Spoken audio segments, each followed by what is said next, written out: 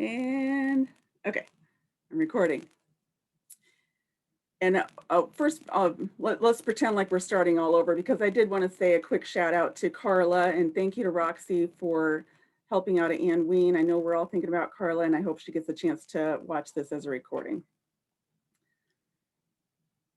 So we were talking about the differences between requisitions and purchase orders. And ooh, I've never tried recording before. Does that mean I can't share my screen? No, it does not mean I can't share my screen. So I'm going to pull up a copy of, we have a fillable form on our website, which is where I'm going to go right now so I can show you what they look like. Okay, can you see our website? Okay, go to departments, and purchasing a warehouse. Here we have a lot of different resources under purchasing forms. And you all have some other features under the HR website, administrative secretary information. A lot of these forms can be found there too. But this one is available to the public. And we have a PO requisition form. Is this tracking? Can you still see this? Okay. So this is a fillable form that your end users can use to outline the type of order that they need to place. So it starts with your school, their department, delivery to the school or to the warehouse. You can put an educator's name here or an end user. The email address would be who you'd want the vendor to contact if they had any questions about the order. Usually that's the admin secretary. The reference is maybe a program or I'm going to show you this later too when we get to requisition entry, how the fields on these forms, how they equate to the fields that you'll actually see on the requisition and how it converts to the purchase order. General notes is a great place to put special instructions if the order requires special handling. The needed by date is very important to make sure. This is to indicate when you expect to have the order. If you're ordering stuff, if it's for a service then or travel or something, you would make it the end of when that service is supposed to be completed. That keeps the PO open for the whole term. The vendor number you're not usually going to have, but you can put their name and address here. And if you were working with somebody in particular, a salesperson and their name and contact information. But this is the part here in the line detail where you would outline the types of things that you're ordering. So this is a form that we created kind of as a guide to use the information that is supplied here to enter it into Munis. So this is where you've got the line number is like how many lines are on the purchase order. The vendor's item number would be like their SKU number or part number, a description of the item, the unit of measure if you're ordering an each or pack or whatever it is, quantity, unit price, and then this little tiny field here gets hidden a little bit, but this is the important part, the account number. So this is an example of a purchase order requisition form. And I'm just going to show you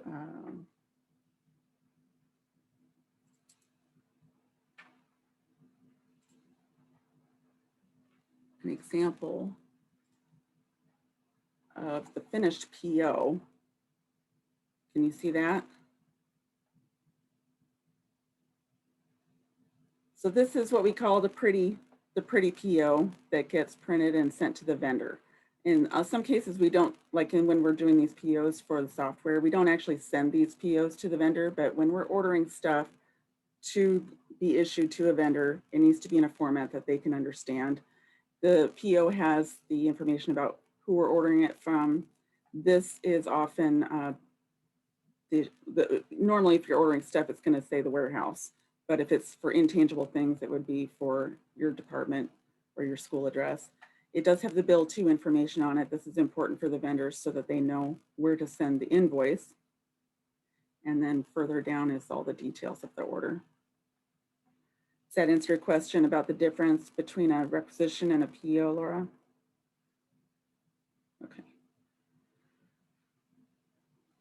Okay, so let's talk for a second about encumbrances. Encumbrance is kind of a strange word for a lot of people, but the way I like to think about it is it's creating a promise to pay the vendor where you're just kind of setting aside the money, the funding to pay for the thing in a little private piggy bank.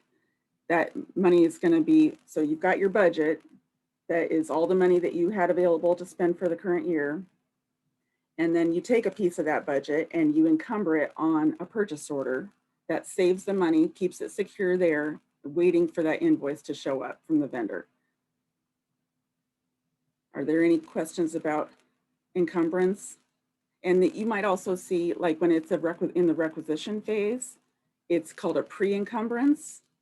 If you're looking at your account records and account inquiry, you'll see a pre-encumbrance.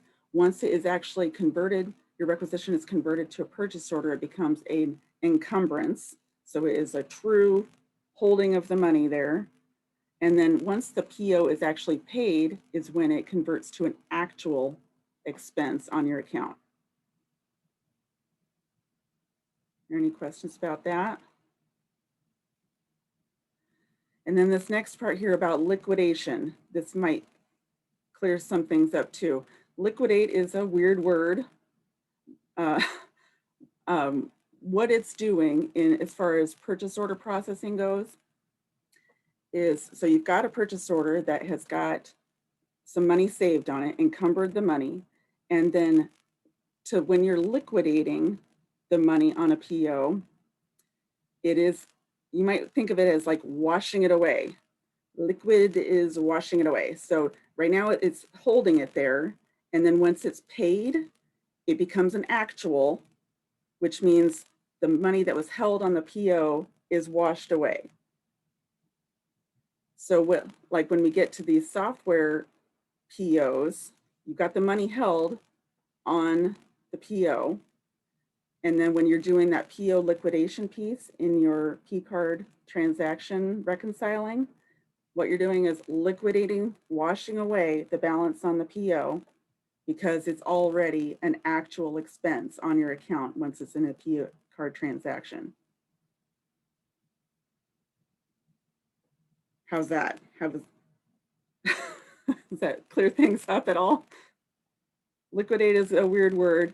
Okay, so if you're doing a PO inquiry, which a lot of you do if you want to check a balance on a PO, if you go into the line detail, you'll see, here, let me find an example. Let me share my screen again.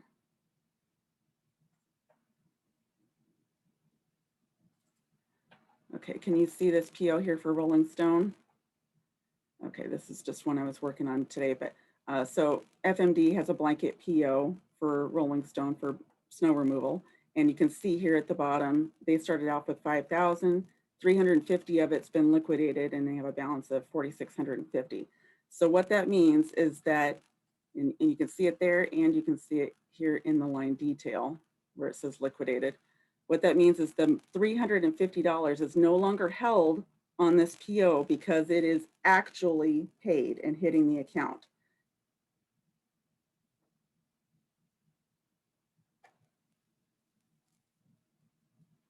That's one example. Any questions at all about how we use the word liquidate or what it means?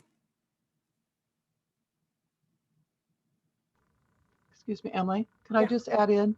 Yeah. So you guys, on your Monday reports, when you look at your Monday reports and it's showing encumbrances, it's like this last column from the balance, that's, you probably just keyed that rec in, it's processing, it's happening, but it is coming out of your account, the bottom line. So soon as you key that rec in, it's encumbered, but it's processing. It's not quite here, it's ordering. Their purchasing is taking care of it. Soon as you key it in. Yep. Yeah. It is, and we're going to skip here to, I'm not going to skip, but in a minute here, we're going to talk about central stores orders and how the encumbrance is a little bit different with central stores orders. But first, I want to talk about general commodities. I'm going to share my screen again. so that we can, this is, you should be able to see a blank requisition entry screen now. So this general commodity field here is one of the important features for setting up workflow in orders. So depending on the type of general commodity you use, and a commodity is, you know, a service or a supply, whatever it is. They said general commodity codes that they use in government purchasing that kind of helps categorize things. And it's also really helpful when we have to put things out to bid, because vendors will have registered for being able to supply a certain type of commodity. So when we go search for a vendor that can supply this commodity, that's one way that we can find it. But it also is helpful for workflow. We use it for, if you use a general commodity for technology network, we use 204 for computers and technology equipment. That is set up to go into Robert and Tim's workflow so that they can approve it there.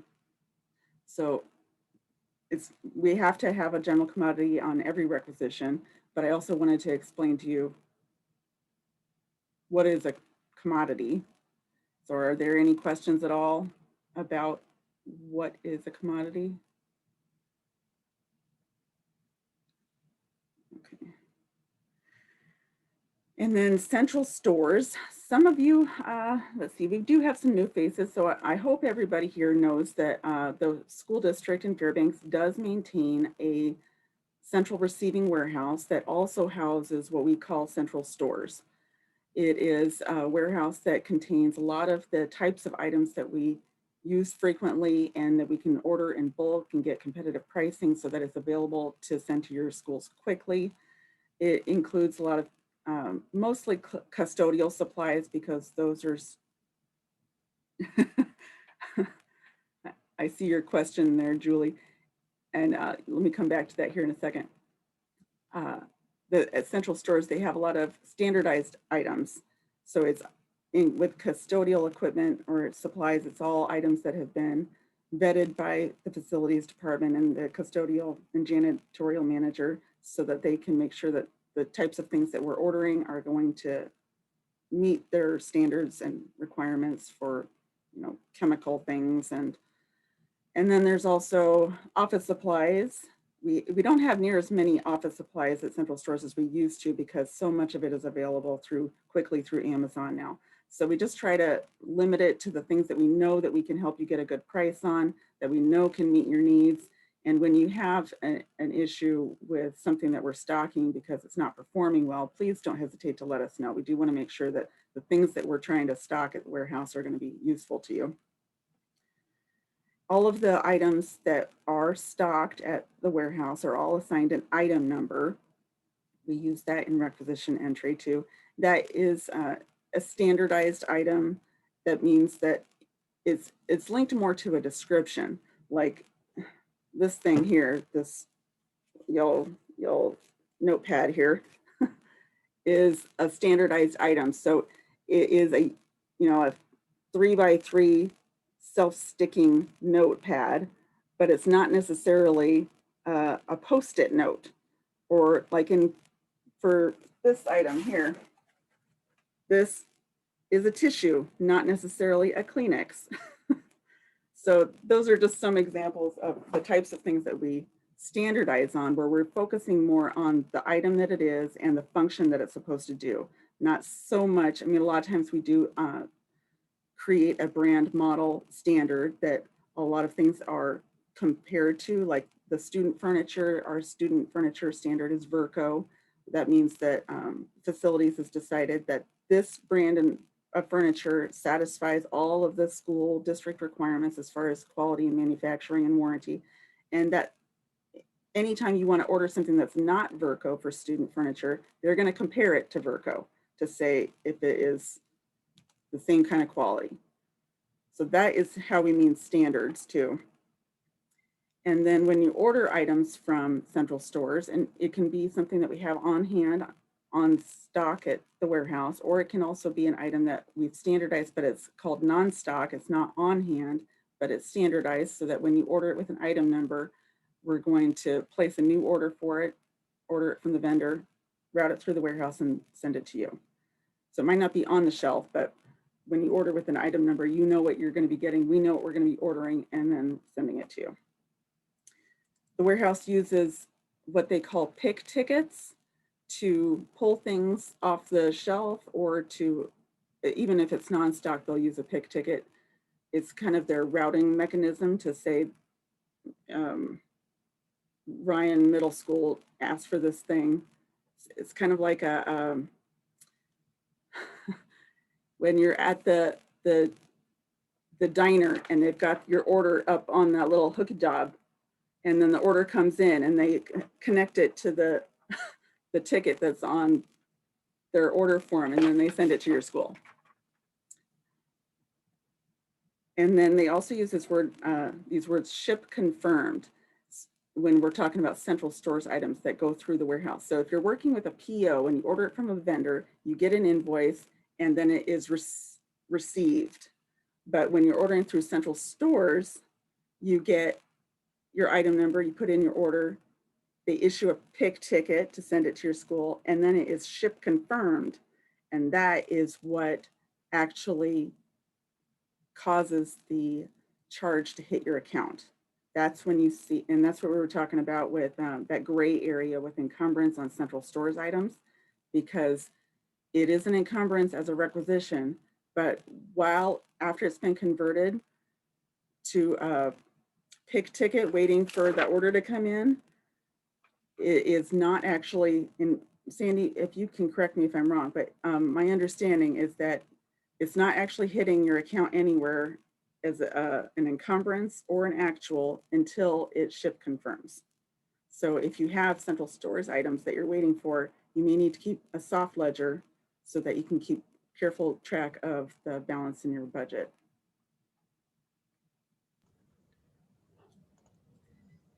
Correct, until you guys turn it into a PO, correct? That's my understanding. Right, it would either be on a PO or a pick ticket that gets ship confirmed if it's through central stores. Yeah, and that's a tough one because your some of the computer stuff is on a pick ticket. So some people will call and they'll ask, why am I not seeing these out of my account? And then we'll look and we'll go, oh, it's a pick ticket. You know, it's something that you guys are ordering there. So put some thought to that. I just keyed in these iPads, or I keyed in this. Why am I not seeing it out of my account? Mm-hmm. Oh, you know, then let's ask some questions. Mm-hmm.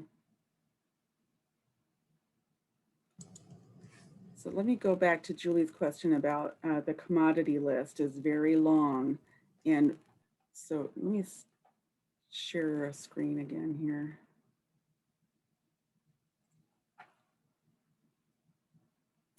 I know a lot of you have kind of created your own lists for the general commodities, for the things that you order the most of, if it is. Now keep in mind too, we did create the new general commodity for central stores items. So we've got really only a couple general commodities that you'll need for central stores orders. You're gonna have general commodity 1, 2, 3 is almost everything.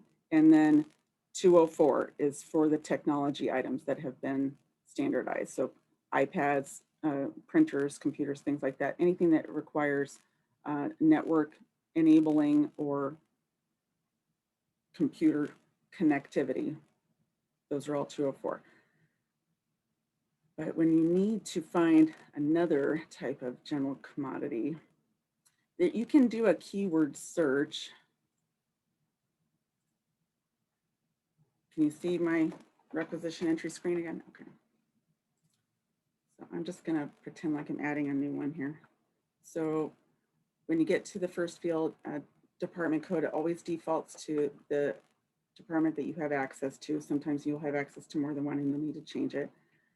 If you tab down to fiscal year, it's always going to default to the current year, but watch those radio buttons.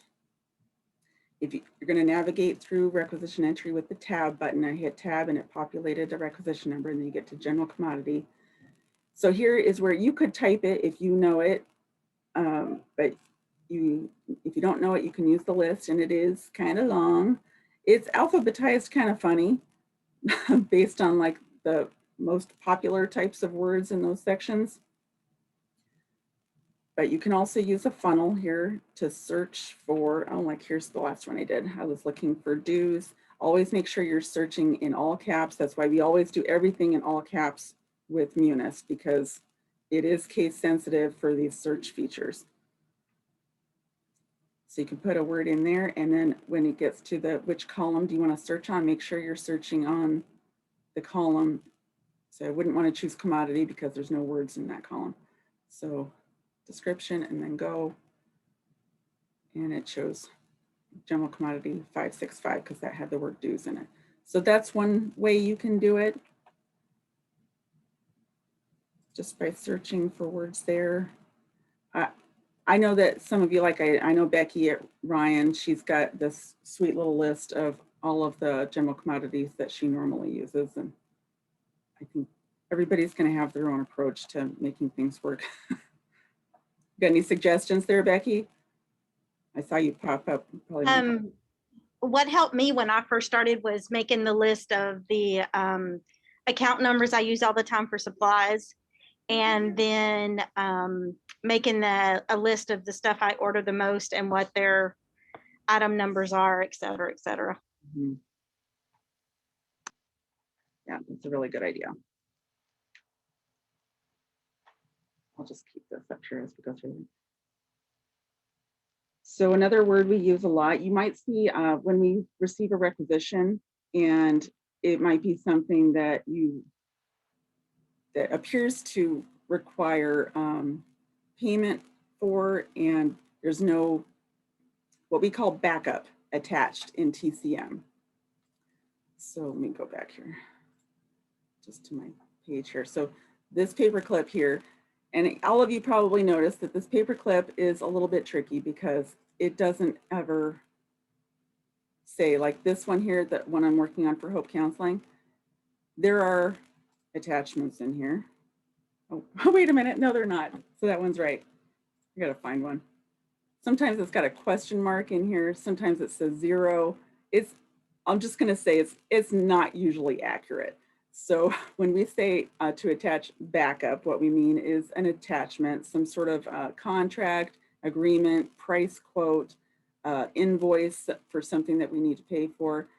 Sometimes if you put in a requisition and you say the vendor has said that you're going to get free shipping on the order, so you didn't add a freight line, then we would need some backup attached in TCM, something from the vendor that says is a coupon or an email from them confirming that shipping was free. So backup can mean a lot of things, but it's almost always some sort of documentation that needs to be attached. Okay, and then when we're getting into keying requisitions too, as far as the navigation through requisition entry on this page here, and I'm going to start just a new requisition for software because it's a good example for what a lot of you are doing right now. So to start a new requisition, and by the way too, on the agenda for today's meeting, you may have noticed a link there to PO requisition entry notes. I created another Google Sheet. I can share my screen here.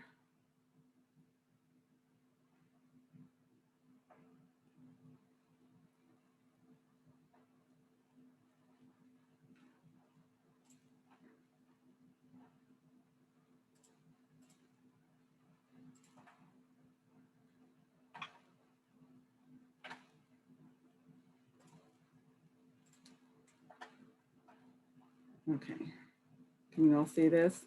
So this document is in the link on the agenda, but this was something that I kind of whipped together just as a kind of a field by field in requisition entry guide, just because a lot of us are kind of out of practice on entering requisitions and requisition entry.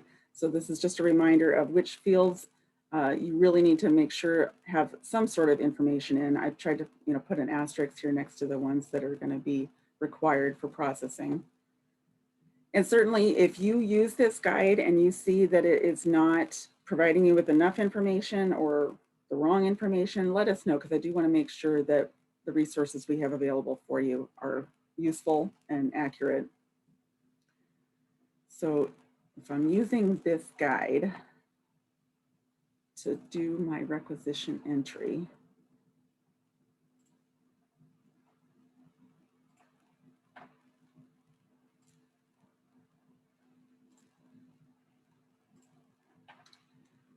okay, so right at the beginning of the guide, go to requisition entry. I like to use this blue bar just because so many of these Munis screens look the same. So you'll always see which application you're in and which part of the application you're in the blue bar. So I'm starting here with requisition entry. To add a new record, click the plus button. Here again, defaults to your department, defaults through a new requisition number. Here's where you're choosing your general commodity. Anyone want to shout out the general commodity for software that you want to purchase with a P card?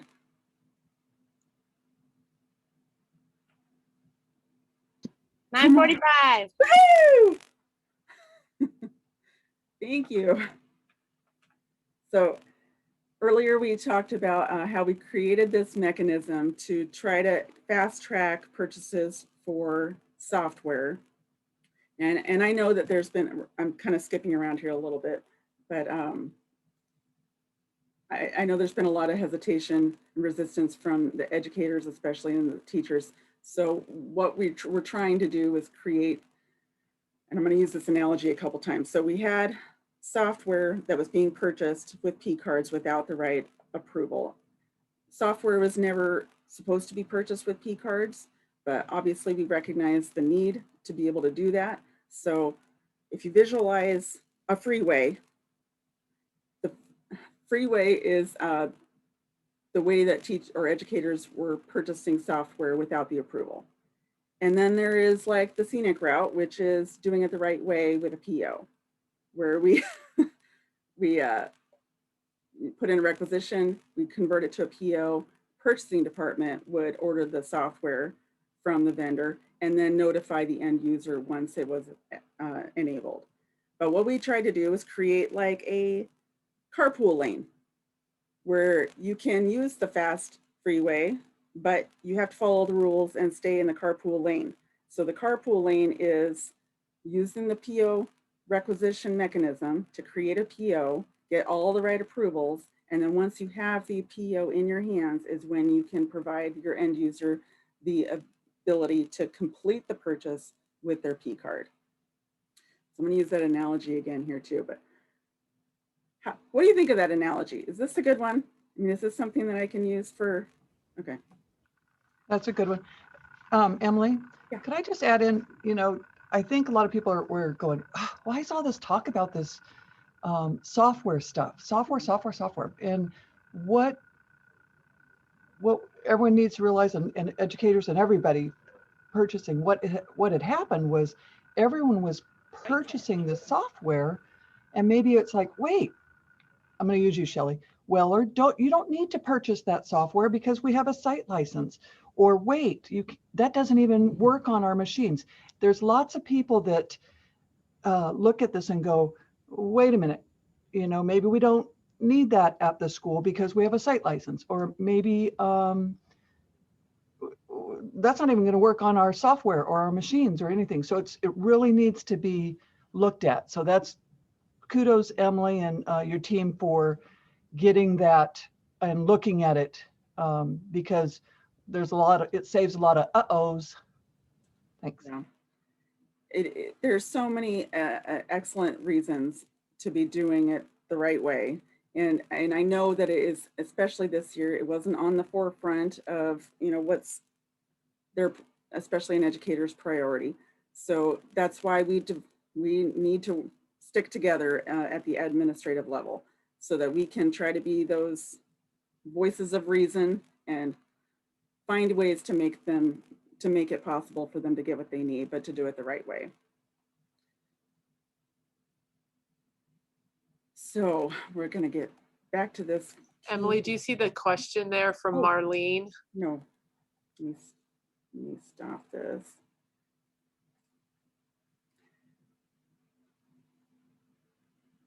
Oh, that is a great question. Okay, so maybe I should back up. There's lots of different ways that you can get this information, and I don't always know. We are trying to maintain that tech web link that's got a lot of the software that has already been pre-approved and vetted by it. All the software goes through a software review committee that consists of Tim and Robert in network and technology and Kathleen Edwards in teaching and learning. She's especially interested when educators need to purchase software that is for an educational purpose. They want to make sure that it's aligning with our curriculum and also that it's not exposing students to any kind of risk. But when you have a need for a software, you can submit a work order. They have a work order mechanism that goes to that software review committee to say, hey, I think I need this. And then that's where they would, and I can share my screen again here too to take you to,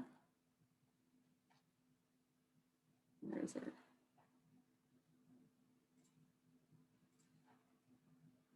Hang on. I'm gonna go to their website with you just so you can see that.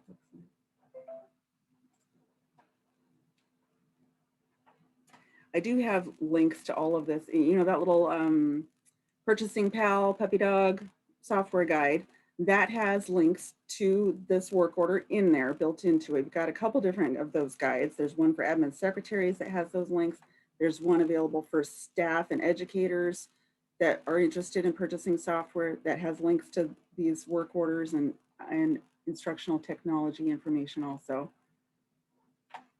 But you can also find it on the school district website. Let me just go back to the regular website. And under departments, instructional technology, software requests. And this is a really good markup here that Kathleen has developed here about the why. Why is this important? Why do we need to even review software? So anytime you've got an educator or a staff member that's like, why do I even have to do this? This is a really, really great place to direct them.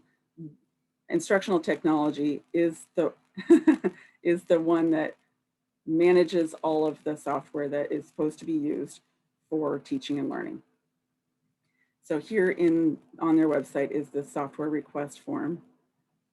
So it is got, so let me think here. The instructions are here, but they can use this fillable form and send it to Kathleen directly. So you can do that in an email. And they also have, here is a work order link. And that would take you to the work order system where you can choose. Here, let me just do it because I don't know what the options are. Are you still tracking my screen?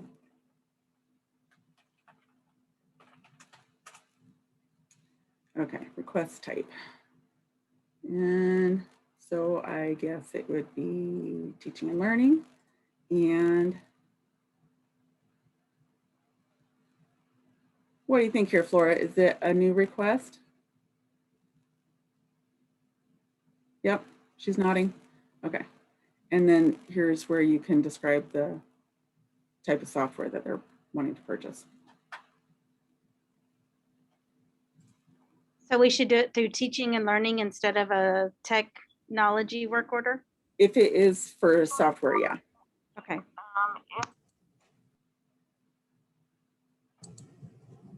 So Emily, Marlene's asking, is there a list of software sites already purchased? That's a good question. Okay. Let me stop sharing here and pull up. Now on that, what is software guide? Let me just pull that up here real quick too.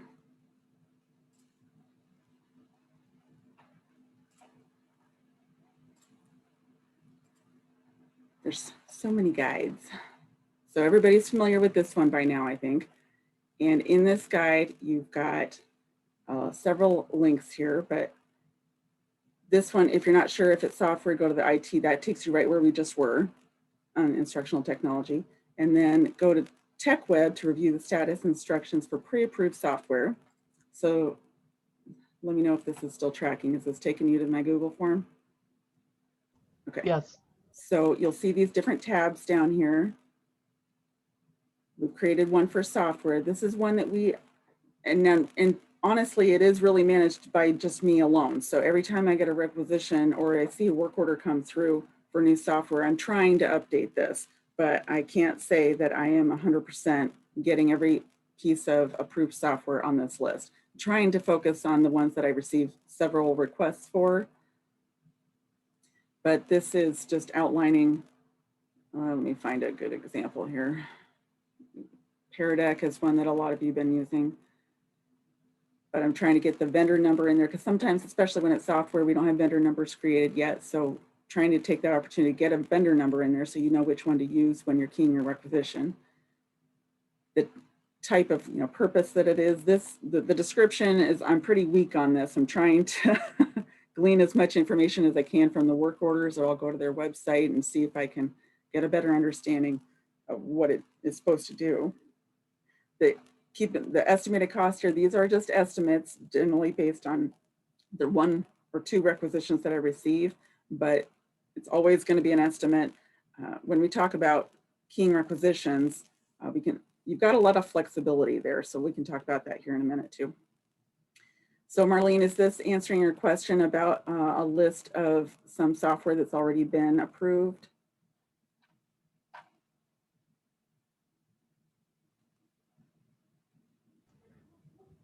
I see a lot of comments in the chat. Okay, People really appreciate this. This is great information.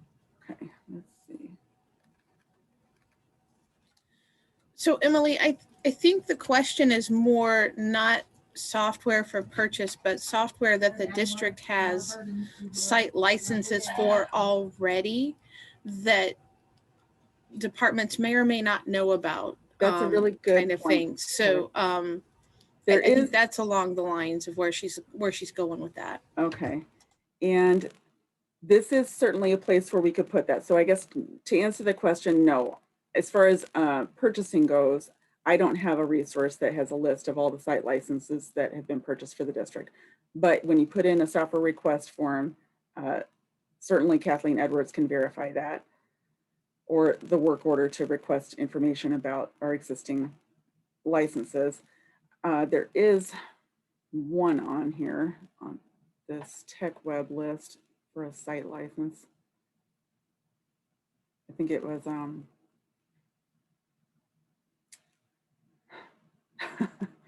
why can't I think of it now? Seesaw. A lot of you know that we have the Seesaw license for, I think, K through 2. And especially now that we have developed this new process and instructional technology has been able to see how many schools are requesting Seesaw for grades over and above 2nd grade, I think they're really starting to reevaluate the site licenses that they may continue to purchase. But I'll defer to them on deciding that. So Emily, there's a question from Julie. It says, if software is already approved, do we still create a rec or a rec for a PO approval? Yes, every purchase will end up needing a P. It needs to be on a PO somewhere so that you can liquidate it in your P card statement. So if it's already been pre-approved and you can see it on the list, then you don't need to go through the work order and IT software request piece of it, because you already know that it's on the list and it's approved, but you do still need a requisition and it needs to be on a PO. Wow, there's a lot of questions here. I feel like we should stop here for a second and make sure I've got all your questions answered. Well, there was one, if we circle back to, there was a question from Tamara back from, when you put in a central store order, how do you know what your ticket numbered is so you can match up your order with what's your accounting and what's received? As far as access goes in Munis, you won't know. There, it'll be on the pick ticket backup that comes from the warehouse. It should also refer to your requisition number. So when we get our, the paperwork that they bring us, when they bring us our central store order, will the pick ticket number be on there? Cause I could match that with my requisition. Yes, it will. Okay, you know how when we look at our budget reports and it's like, this item was $1.50 and then 0.02 cents for this, and then it lists like all the 50 items you ordered individually with those little extra bits and pieces. And sometimes if you order more than one central stores order, there's like two back to back, and it's like, okay, I'm trying to add all these up to match my requisition, and yeah, to figure out which ones it is. Yeah, and it's referring to the pick ticket number. I think so. Yeah, it doesn't have the requisition number. It just says central stores and then what I assume is the pick ticket number. But if it's on the pages that I get when they deliver them, I guess I could look it up on there. It's on that, and we certainly have access to it. I'm trying to think if there's anywhere else where you could see them together. And that is maybe something, if that's something that you need to have available to you, I could certainly see if that's something that maybe I can work on with Sherman and see if he can create a report. I don't know that it's that big a deal. I guess I was just wondering what other people do. Anyone else have any solutions they want to share with Tammy? I find it's easiest to match up the item number of your order as you're going through your supplies account. Because then you can see the item number at the price you put in, and then the item number at the price that's the extra in your account. And I can try and find something to show an example, but I don't have it on the top of my head. So you can see the two lines, and sometimes they're not right next to each other. Sometimes one's up here and sometimes one's down here about the split. But your pick ticket is always going to match your requisition, and they make up that difference with that little split. So the price of what it actually is and the price of what you ordered it at, that's what the difference is. Jessica, you made a note here that you download it. Wait, when you say this, are you talking about like your requisition report you download to an Excel sheet? No, so like the vendor numbers, which I use in the commodity page where you were scrolling through and somebody said there's so many of them. I just went in exactly like you. I put it in an Excel sheet. I just keep it on my desktop, and then I just F1 and hey, I need an Amazon with my P card only, and boom, my number comes right up. Yeah, and I do that too. And once upon a time, and I can still develop something too if you'd prefer to have it in like a PDF format that you can search on, but you can do a keyword search on that help list. I have. Yeah, I appreciate you showing list that right to us here. today. Okay, so let's see. And Laura had a good suggestion about finding general commodities by looking up your past orders and PO inquiry. That's a really good idea to try to be consistent with what you used before for similar orders. There's going to be some differences now because 945 has changed, where it used to be for a different type of, there was a lot of confusion with how the old 945 was used. So I'm glad that it's gone and now it's only reserved for software purchased with a P card. But referring back to old POs is a really good idea. Yeah, Canva was on that list of pre-approved software on TechWeb. And Juanita shared the agenda, thank you. And talked about the, wow, you guys are doing a great job dropping in these links. Thank you.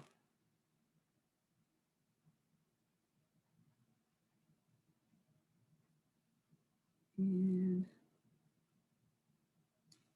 anyone else having trouble getting logged into the work order site? Looks like that's good suggestions, or they're using Chrome is what a lot of people Yeah. are saying. I've been having, I used to love Firefox, but now more and more, when it's just not acting the right way and I can't figure it out, I just switch to Chrome and everything seems to work. Emily, when you asked about what could help, I'm thinking if I were at a school, I would want to know what is outstanding on pick tickets right now at my site? What is out there? I need to know what I need to, everyone's watching their budgets for this next, watching the dates here. Do I Mhm. have any pick tickets out there that are open? That's probably, And for Good actually, for that one, isn't there a report that was created through the business office? yeah, I'd have to refer to you or Bart on that one on what's the best way that we could probably, maybe that's something we could send out or something. Here, go here, and this is your open pick orders. Yeah. And- It's not out of your account yet because it's in a pick ticket. In the purchasing office, we certainly do have the ability to see all outstanding pick tickets for each department or school. But as far as I know, and we can maybe test this right now, I don't think you all have access to this Munis application. Yeah, I think it's a limited report. Am I I live right in the thinking paper that though? world. I What was live that, in the Laura? paper world and I keep all my purchase requisitions in a folder until they're all fulfilled. And then I file them in the binder that they go to. And so if you don't keep paper anymore, you can still match them up. Yeah, Like keep them in an electronic file and match them up line by line as they're received. And that's how I yeah, I think though at the schools, it's such an ugly report to see those pick tickets on when you go in account inquiry. Oh my gosh, it's just all this data and all this stuff. So if I were to get just a report of these pencils, I mean, there's so many different little things that they could order in one order, pencils, paper, envelopes, just all this stuff. So I think a display of Hunter, you have this open right now in pick tickets, and that would show their iPads too, correct? Mhm. I can show you where I go to see it. Oh, actually, sorry, you back up here. This is my dashboard, and I have an app called Pick Tickets, which I don't think you all have.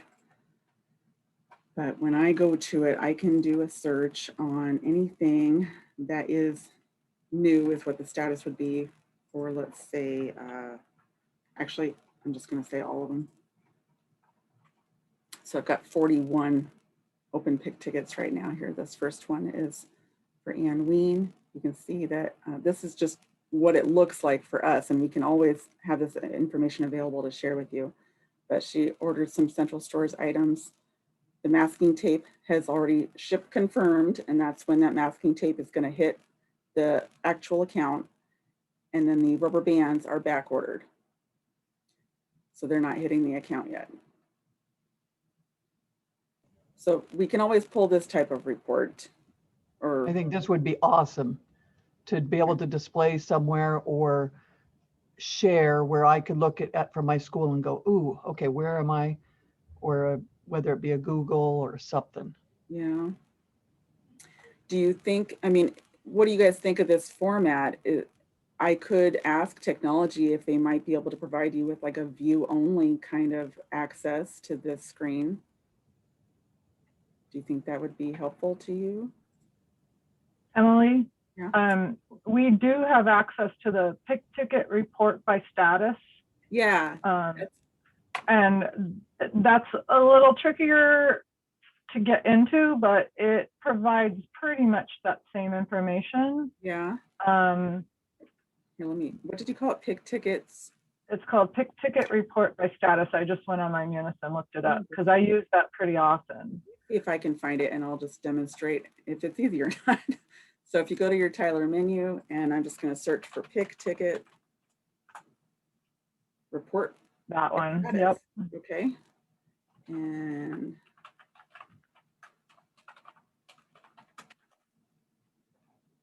okay, and then It makes you log log in 100 times, but in.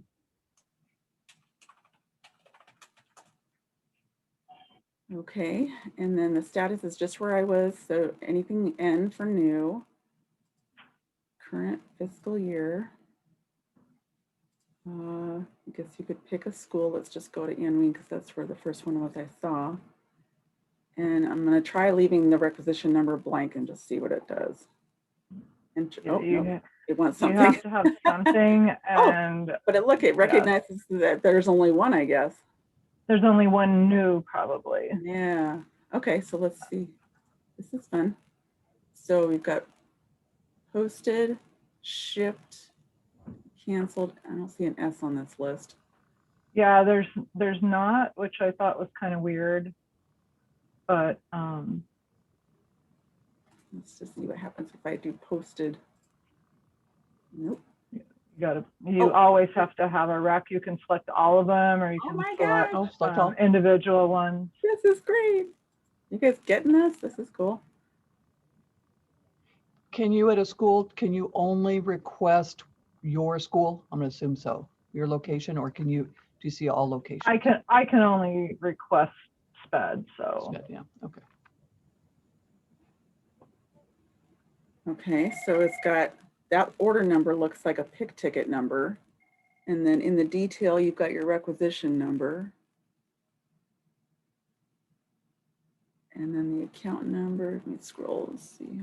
It also gives you the price, the actual prices. Yeah. So it's a pretty helpful report if we can't get the other one. Over and what are my options here? I could export, I could export it to an Excel sheet. This is pretty cool resource. Thanks, Michelle. So now that we know that this is here, would this satisfy the need for the information, looks like? Sorry, guys. Michelle, Emily, where did you go to click that to start? I missed Okay. that somehow. Okay, I'm gonna start over.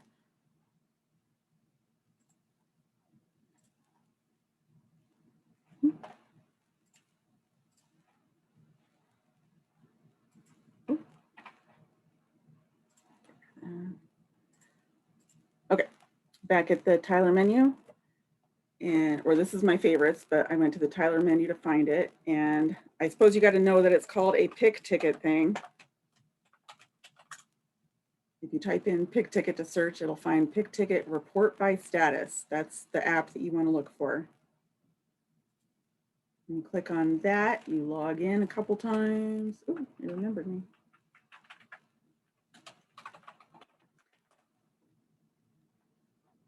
And then here you select the drop downs for new or posted, the fiscal year. And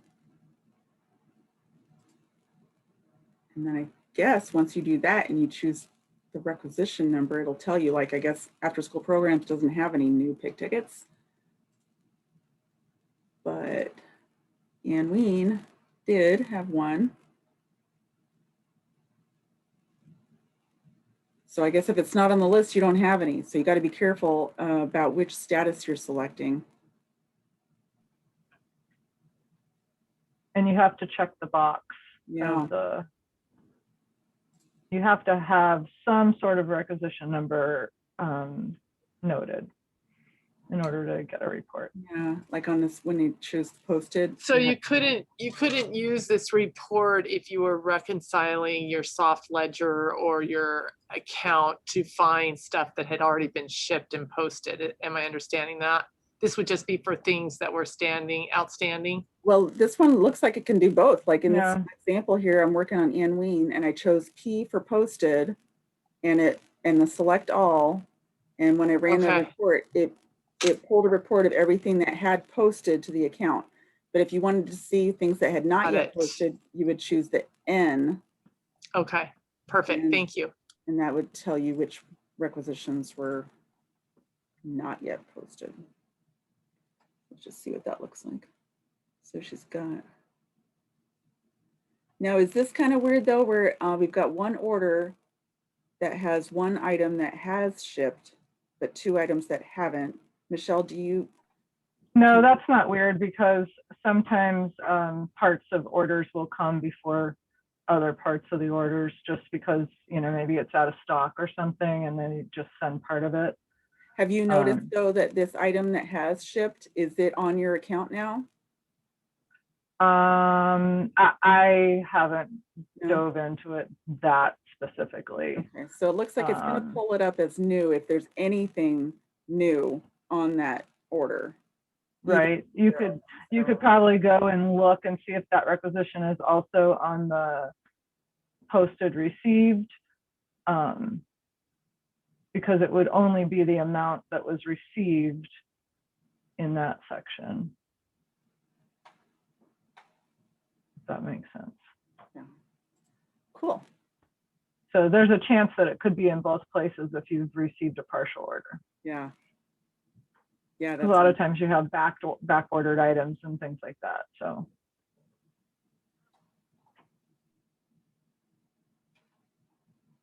Okay. I get application not found. What's that mean, Heather? So when I went through and added it into my favorites, the pick ticket by status did not work. When I went through the way you did it and it double added it to my favorites, then it worked. And so then I had to delete it out and then put it back in. But if we use your method, it will work. It just depends on, I guess, how you're adding it or where it's pulling from. But if you go from the Tyler menu and not add to favorites, so start with the Tyler and then add to favorites from the Tyler, it will work. Well, I have it under my departmental functions and it works every time. So maybe that's what you can do too. That is a good idea. I don't have it in the favorites. I just have it under functions. So yeah, let me show you. Either way. So I found it here by searching, but Michelle has got a great idea. If you departmental functions is always going to pull up anything you have access to. So on my list here is pick ticket report by status. So that'd be a great idea for all of you to look under your departmental functions, make sure that that pick ticket report by status is there. If it's not, then you could put in a work order to request access to it. And I've noticed that thing before with adding things to my favorites on other apps. It's been kind of hit and miss for me. I've ended up having to remove things and re-add them.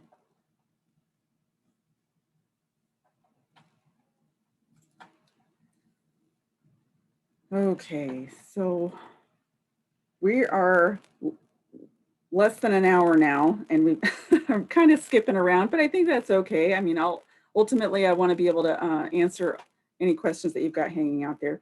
But I do want to, I want to get back to that example for keying and requisition. But quickly, I want to talk about the year-end reminders and cutoffs. Bart sent the notice about the cutoff dates. I want to make sure you don't have any questions about that. The first cutoff date is for any orders that you have that are going to require a written request for quotations. So those expensive items, units over 2,500 or a big line item request over 10,000, those we need to do a more formal solicitation to get quotes for. So we need more time on that. And the cutoff is March 26th coming up. And then the last cutoff for the current year is April 2nd. And I know a lot of you have your own cutoffs that you communicate to your staff, and we really appreciate that. I think that's a super good idea. Emily, I have a question on this. Yeah. With grant money and grant purchase recs and whatnot, we've got a lot of new summer programs that are still evolving, and I may not even know what we need because I may not even know what we're doing until after those deadlines. I mean, and we're using grant money from this year's grant that I know we can still spend, but how do we make that happen? If it's got to be a purchase rec, can it go The- through you guys? Yes. I could answer we- that. We do have, I'm sorry, Sandy. No, I was just going to say that on page 2 of his Yeah. document, to Bart's document, it does say the cutoff dates do not apply to club accounts or grant spending for state grants and federal pass-through grants. That in June 30th, a separate memo will follow. Yes. Okay, sorry, I didn't see page 2. Thanks. Yep, there's 2 pages to this little flag sheet. But I think to answer your question too, Michelle, the cutoff date is going to flip a switch in Munis. So you will not be able to continue to key requisitions in the current year after that cutoff on March 2nd. So for grants and orders that you need to submit for club accounts, you will need to use that requisition form that we looked over at the very beginning. Fill out the requisition form or something like it and submit it to purchasing, because we will have access to continue to key things in the current year. Does that answer your question? Okay.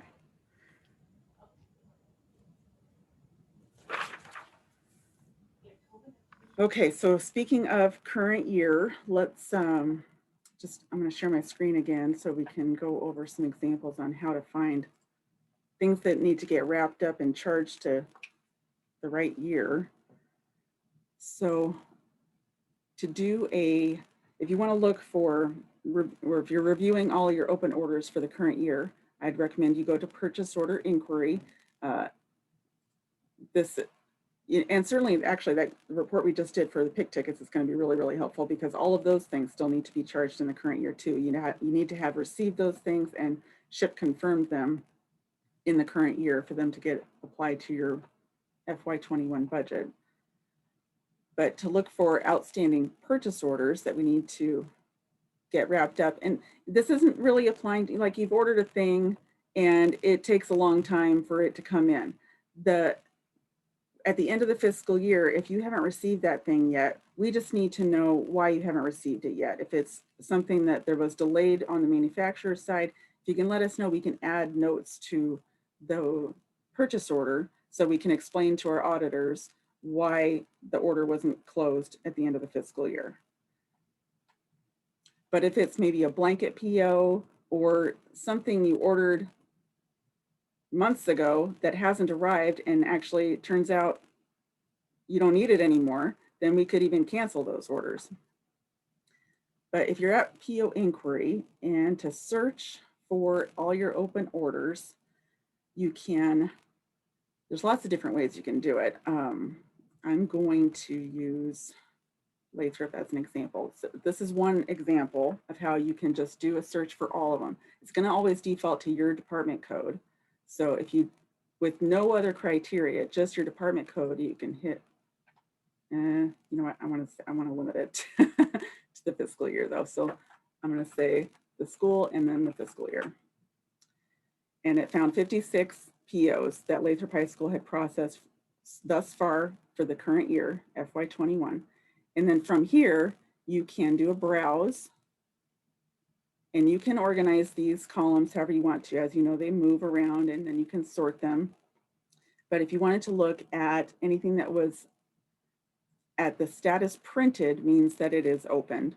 It'd be great if it said open, but it doesn't. It says printed when it means open. So here she's got a handful of orders that are still open. Like this, this here for hockey officials is a blanket PO that she created, expecting that she's going to be getting invoices this spring. So that's why it hasn't been spent down at all. But these are the orders that you want to focus on, is all of them that are not yet at the closed status. So this is where you can focus your attention and let us know if something needs to be canceled. Contact a vendor or your end user, your educator, to check on the status of something. A lot of times it could be something like this here for GimKit is software. We want to make sure that it is received by your end user. And then ultimately this one probably needs to be liquidated through a P-card transaction. But so you can find POs that way. You can also do a search by department and fiscal year, and you can change the status down here. So here's your options again. We've got closed. If you wanted to look for maybe an older PO that you know you want to try to duplicate or something, you can look for printed. Status 8 is all of the open ones, and that will limit it to just that handful that was at the top of her list. So there was 13. And you can from here page through them this way using your little navigation buttons, and hopefully this one doesn't stick now.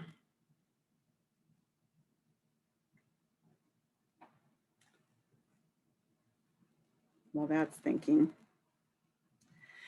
While it's thinking, if you know that you need to cancel a PO or cancel a balance or make a change, if you see that it's open because there was a problem with the PO, maybe there's notes on it that say the wrong thing was ordered, or you might notice it has the wrong vendor's name on it or something, and maybe the vendor never even got the PO in the first place. So if we need to make changes to a PO, or if you need to cancel a PO, always send those kinds of notifications to our regular mailbox, purchasing at K-12 North Star.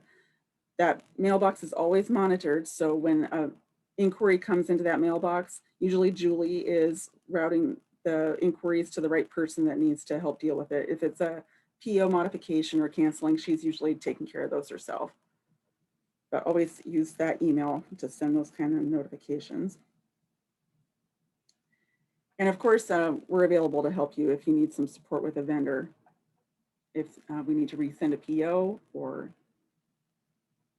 ask them what's taken so long, we're there to support you for that too. Any questions about inquiring on your open orders?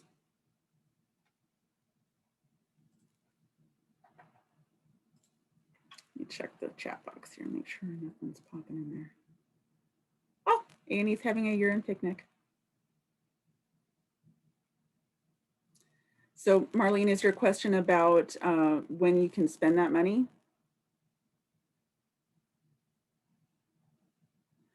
You can, well, it depends on how it's funded too, and those cutoff dates. If it's going to be funded with a grant, you could use a P card to charge it to a grant after the cutoff. The cutoffs are really applying to general fund money. Are you going to be using general fund? Grant, okay. So does that answer your question then? If you need to purchase, okay. Okay, so also I put a little note in here too, just I wanted to send out a little shout out about the keeping an eye out for the gift of music purchase orders.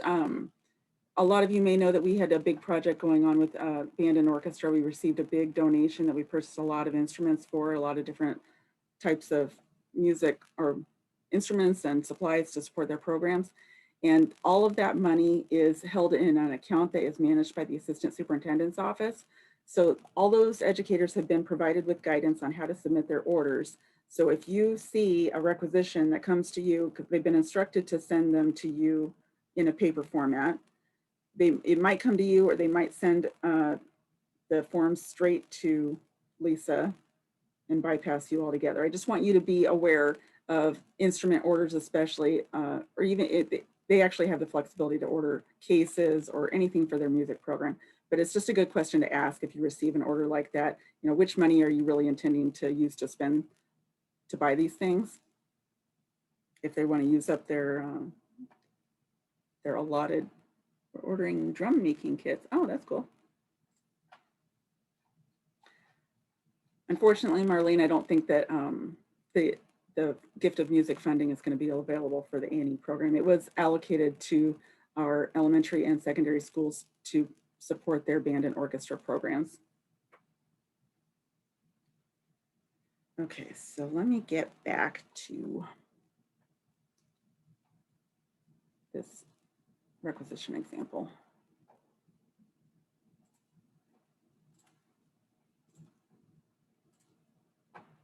Okay, can you all see my requisition? Okay, so we were starting off with we're entering a requisition to create a PO for software that is intending to be purchased with a P card. So we're going to use the general commodity 945. It's when you tab again, it's always going to default this general description to match whatever description is assigned to that general commodity. But what we have learned in this workflow process that has to go through technology is that we really, really need the name of the software to be in this box. So if it is Zoom, make sure you're always typing in caps. You could say it's, or whatever it is, make sure that the name of the software is first and foremost in this box. You could follow it up with something else after that. If I try to spell right. Oh my God, it's because you guys are watching me. So you could say something like that, but in the very beginning, I want you to, especially for software, use the name of the software in this field. That's really, really going to help the software review committee to work through those workflow approvals much faster. A lot of times if it just said software here, and especially because some of these didn't have vendor names already, they really had no idea what kind of software you were purchasing, and it took quite a lot of research for them to needle in to find out what it is that the teachers were requesting. Here, but before you move on, if you're ordering a 945, we'll want to stop at this general notes box. So you could put a general note in here. This is where you could leave a note for us with special instructions. You could leave a note for a vendor that has a quote number, in which case you'd want to choose this print on PO button up there. But if it is a note for us, you wouldn't want that printed on the PO, so you wouldn't choose that tool. We also have under this import tool, a whole bunch of, we call them canned messages. They're kind of saved canned messages. We use this a lot for when we need to do a payment and closed PO that goes straight to accounts payable. This is a big flag. It looks like this at the top of the PO.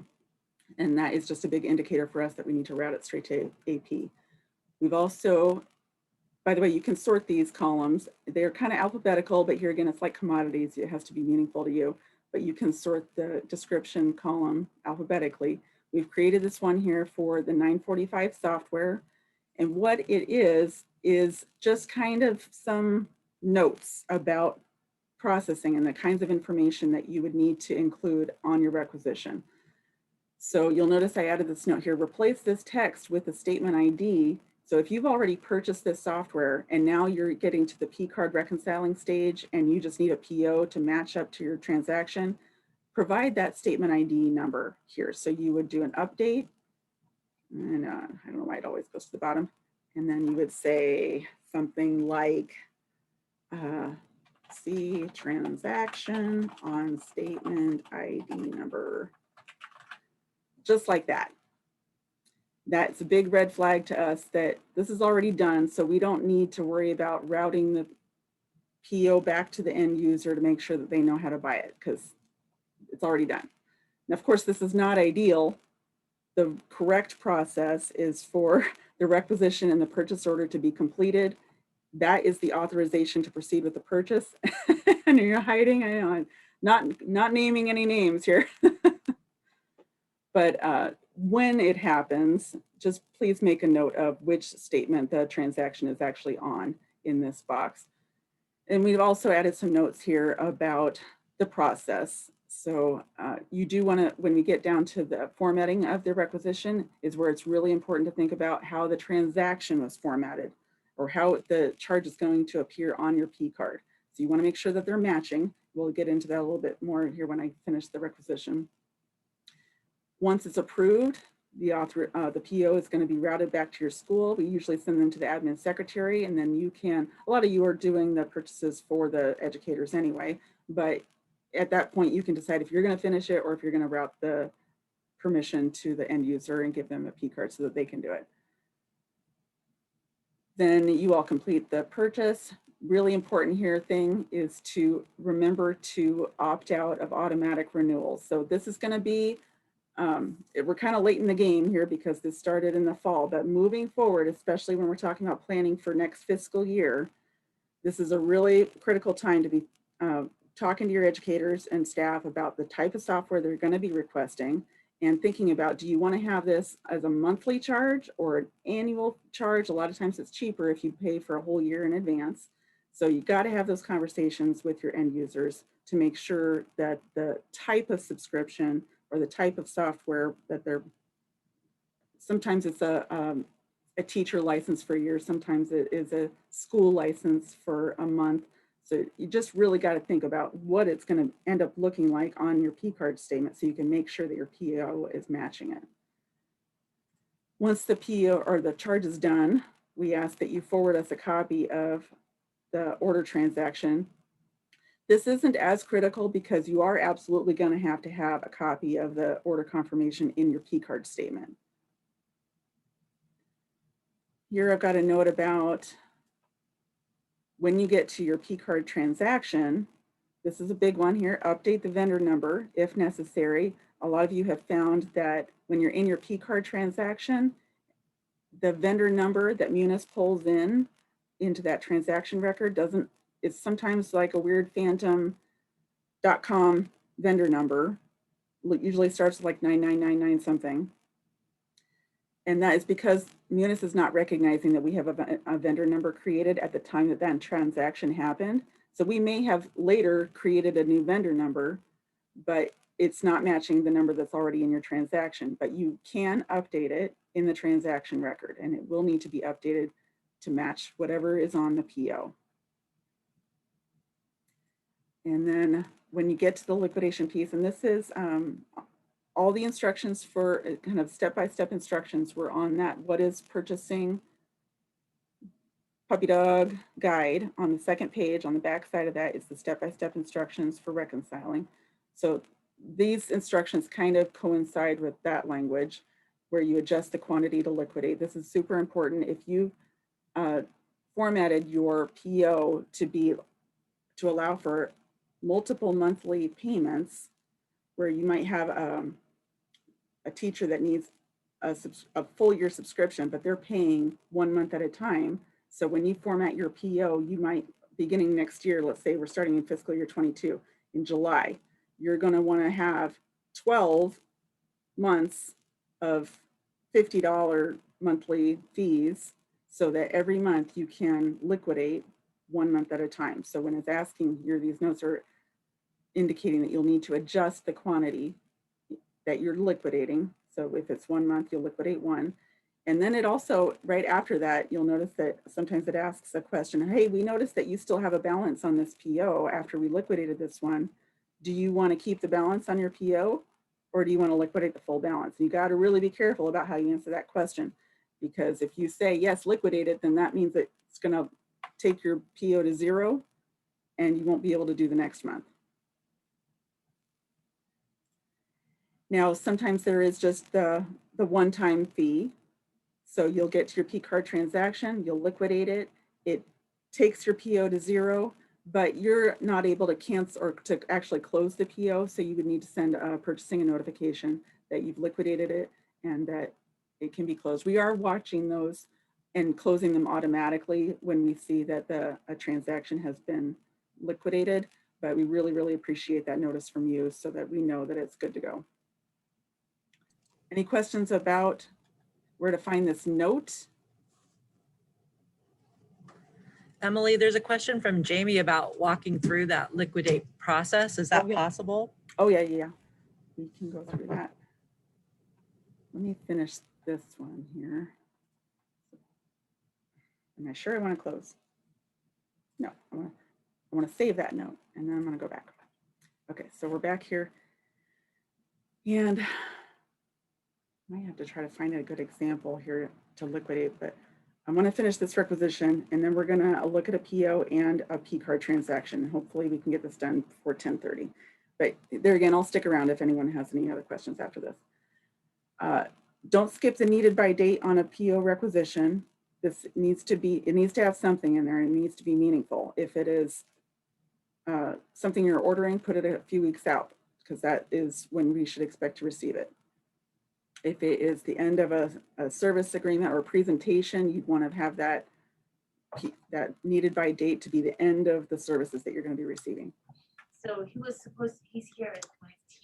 if it's software, Emily, that we're gonna do with the P card, is it feasible to put a sooner than later date in there? Yeah. Okay. Absolutely, Shelley. Just try to make it meaningful. If it's already happened, not that that happens, but you could say today. If it is something you're going to give a teacher and you expect it to be purchased this week, you could say the 19th. You do need to take into consideration that it may take a day or two to get through workflow. But just don't, the point I want to make is just don't leave it blank. That the entered date is always going to be the date that you keyed it, or if you changed it later, it'll update to that. This received by is a newer feature that some of you are still deciding to use, but this is a super, super helpful feature. And very soon, we're going to probably be rejecting requisitions that need to have this changed. So when you receive by quantity, this is an accounting feature where the PO is matching the invoice line items and a receiving record. And this usually applies to stuff when you're ordering things in your line detail. So you'd want to receive and pay by receiving by quantity. So if you order a thing, you ordered 5 things, but only 3 of them shipped so far. If you have this selected to receive by quantity, then accounting will be able to pay for the 3 that you got and leave the 2 to pay for later.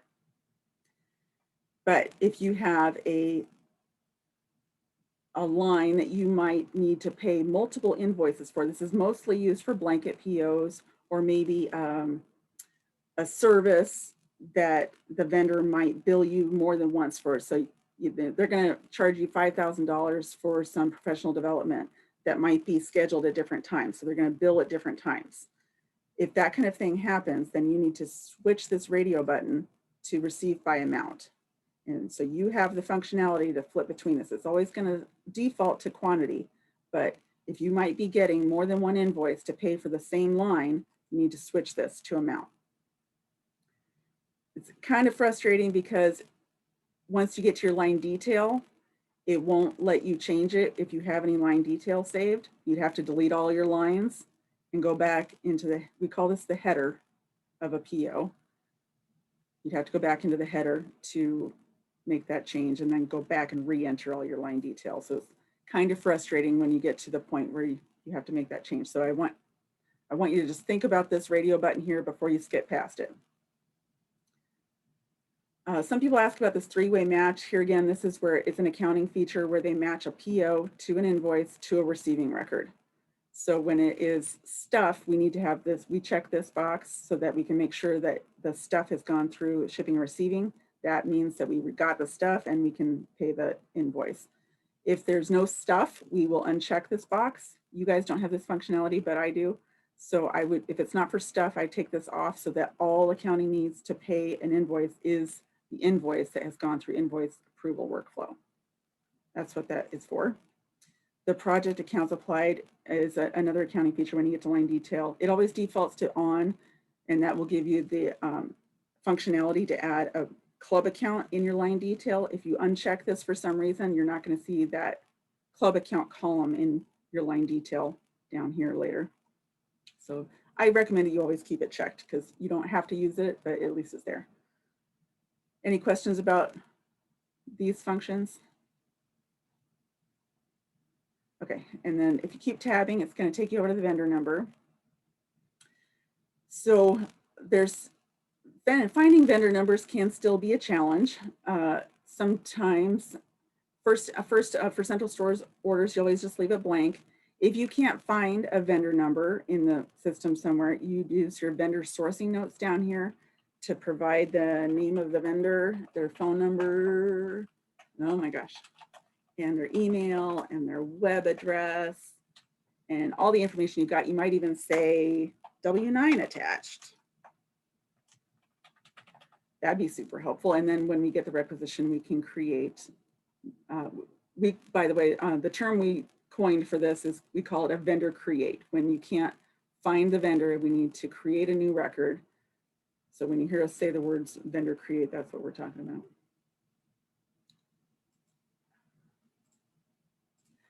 So anytime you have notes saved in these folders, you'll notice that they change to yellow. But when you want to go find a vendor, you click on help. Always make sure you're using all caps. And what we have found is that less is more. So if I'm looking for Staples, sometimes knocking off the plural form of that will help me find the right one. So, and this is a good example too, because here they both kind of look the same. You might not know which one. There's a couple like Scholastic and Pearson. There's, you know, so, or UAF. There's so many different vendors out there. So if you're not sure you're choosing the right one, then you can add a note here into the vendor sourcing notes that says, hey, double check this vendor and make sure this is the right one before we send the PO. You can tab through to the ship to information. It's always defaults to the warehouse, but you can change it if it's intangible by making it match your department code. When you hit tab, it'll update the address information. Put in your, don't skip the email. You always want this email field to be reflect who should be contacted if there's a question about this order. The reference field is important because it's important, you don't have to use it, but if you use it, you should know that this, whatever you put in this field is going to appear on the purchase order right above the ship to information on the vendor's purchase order. So if you said something like chair for Emily, that is going to appear on the shipping instructions, and that's kind of weird. So you wouldn't want to say that, but I could say just my name, and then that would make a lot more sense to the shipping carrier when they're trying to route the order to where it needs to go.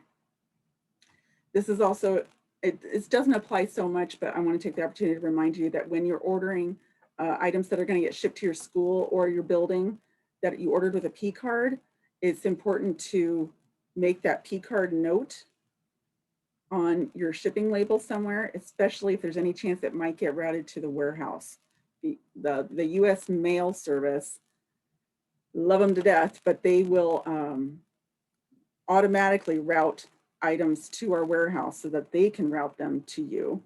And if the warehouse receives an Amazon box, they're going to go looking for a PO unless you've put the word P card somewhere in your shipping label. And then they'll know they don't need to look for a PO, they can just route it to you.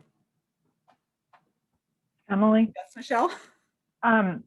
In SPED, we often are ordering things for people out in some of the schools through Purchase Recs.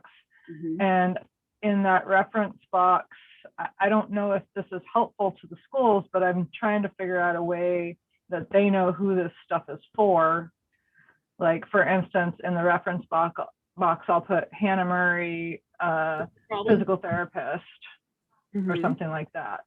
Is that something that the school sees, or shipping and receiving sees, or what?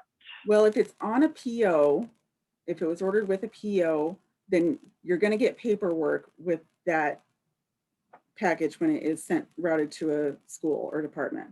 So it will say on the paperwork the information that is on the PO. So if you need it to be routed to somebody in particular, that's a great place to put it. Okay, that's what I've been doing. I just wanted to make sure that was probably the best place. Yeah. You can also leave notes in general notes. Mike looks there. If for curriculum orders or for SPED orders, you might be ordering something, a big order that needs to get routed to, like Chromebooks. You got 10 that need to go to one middle school, 10 that need to go to another middle school. You can put those notes in the general notes. And this applies a lot for central stores orders where you don't have the ability to choose the ship to in the line detail.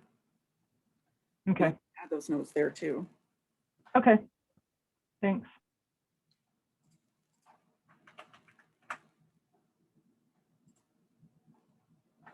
Okay. So once you're down at this last field, if you keep hitting tab, you see here, I'm at we call these the main tab, the terms and miscellaneous tab, and the user defined. So if I'm here at the last page, do I wish to replace my current general description? So it's asking me if I want to swap these words out. So If you want to keep the words that you typed in here manually, you'd want to say, no, don't change that. If you hit tab again, it'll flow you to this next terms miscellaneous page. I'm not going to get too deep into this. Those instructions are on that PO entry, requisition entry guide that I just created. If you need more information about what these fields are used for. But once you get the header created, that includes all 3 of these tabs, then you can hit accept or enter, and that will take you to your line items. This is the line detail. This is the body of the purchase order that's describing the stuff that you're trying to order. So you'll notice that in this case, because, let me go back to show you. Yes, I want to close.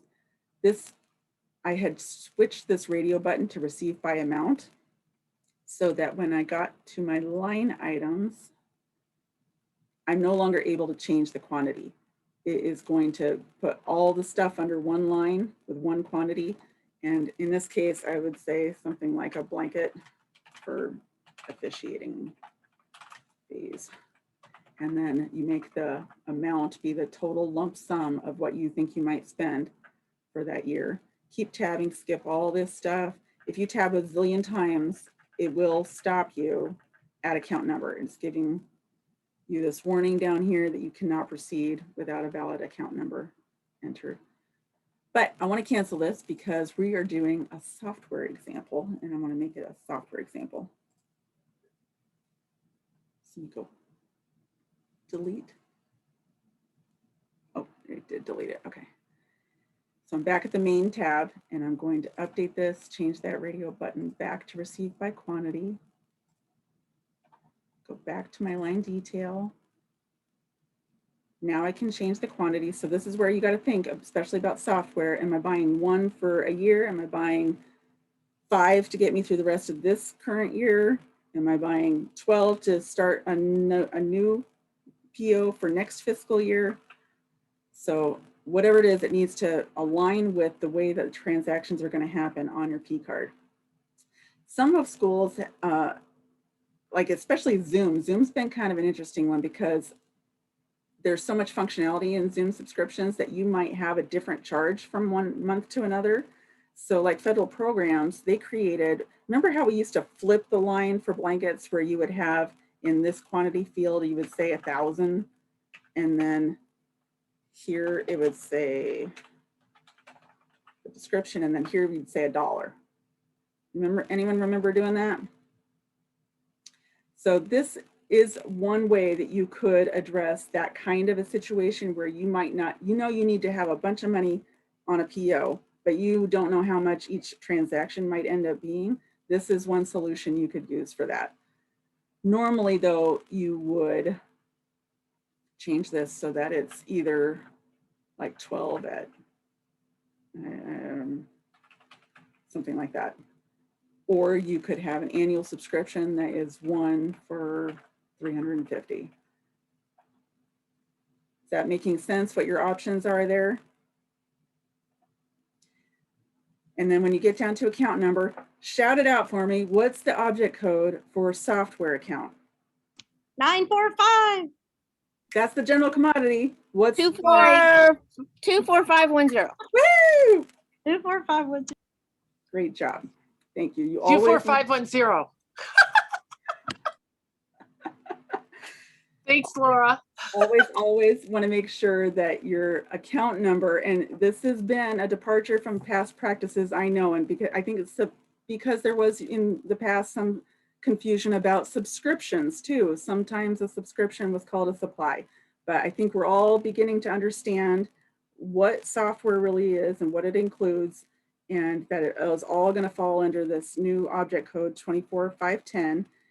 Some of you might not even have that object code for club accounts or grant accounts. Everybody should have one for general instruction, but if you don't have it in there, then that is your cue to contact the accounting department to have one created.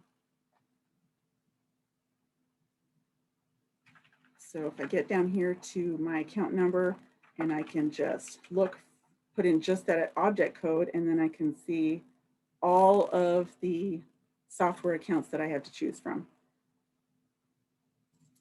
You can select it by double clicking it or hitting accept.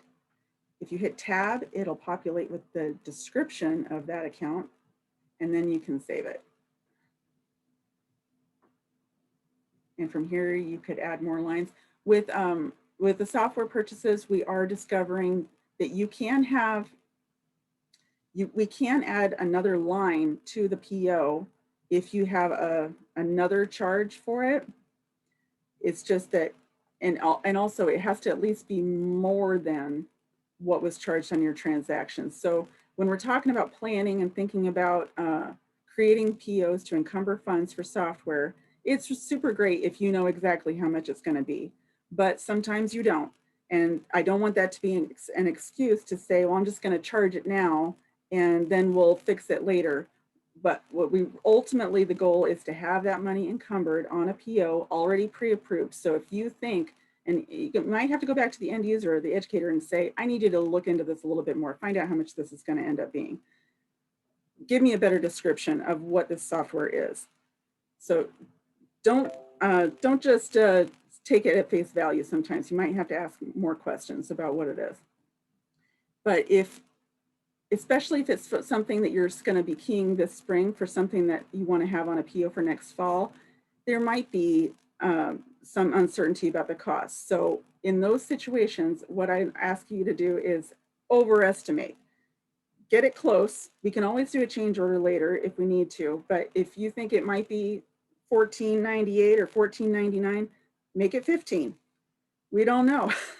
So, but by overestimating, when you get to the P-card statement transaction reconciling, it's going to let you liquidate whatever was actually charged and cancel what you didn't use, and all in one motion when you get to the P-card reconciling piece. Does that make sense?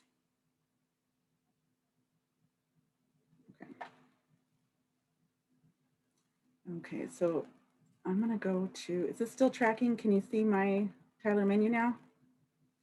Under P-card statements.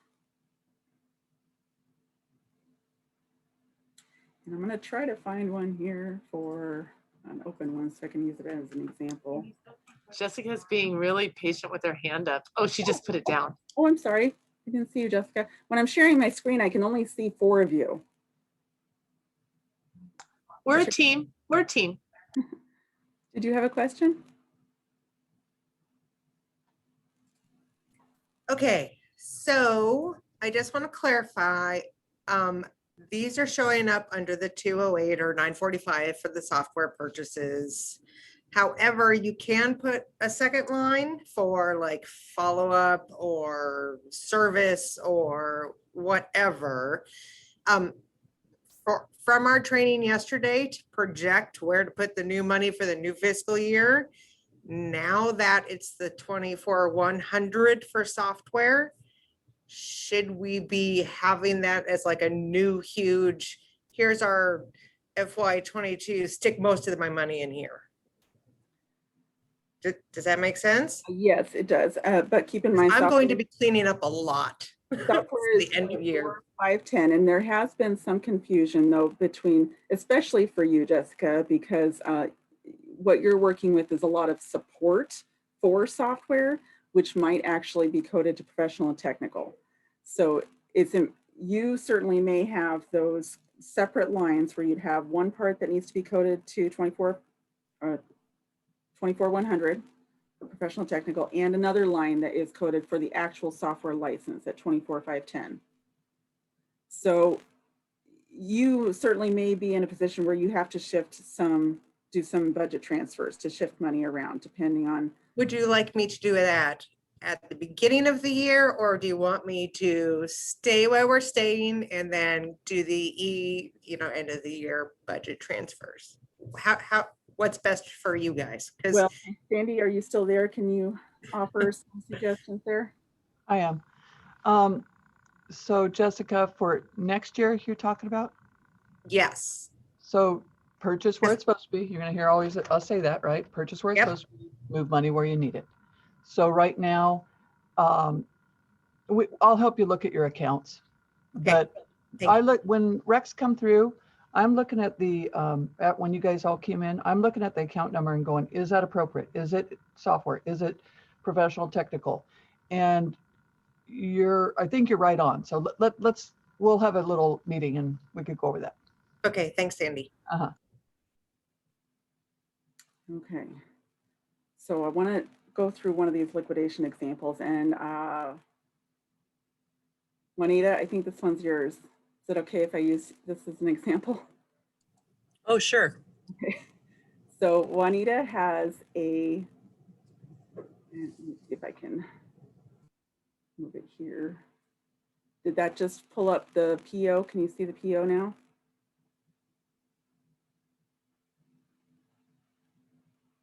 No?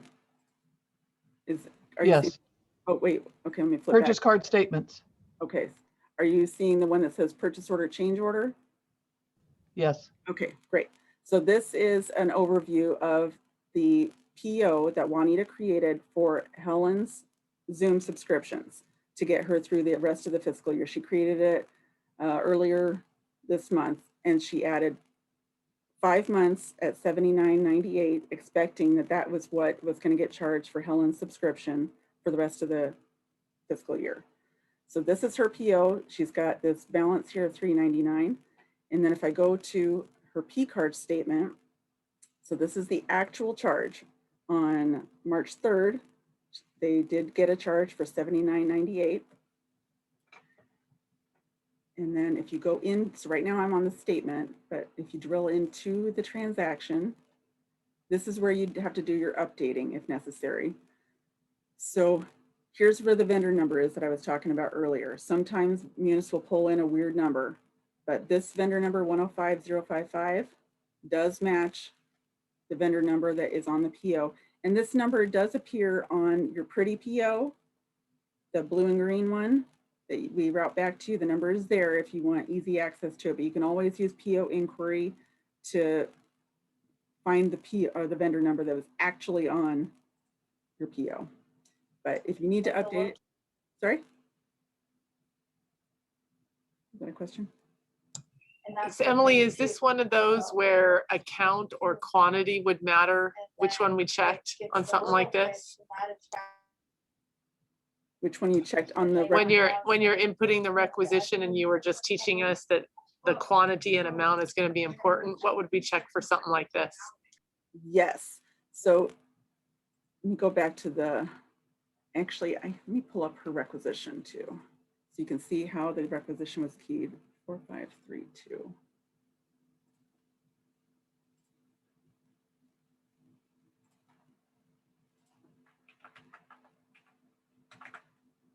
Okay, so this is back at the original start of the requisition. This is how she keyed it, General Commodity 945. She's got the name of the software right in the description. I love it.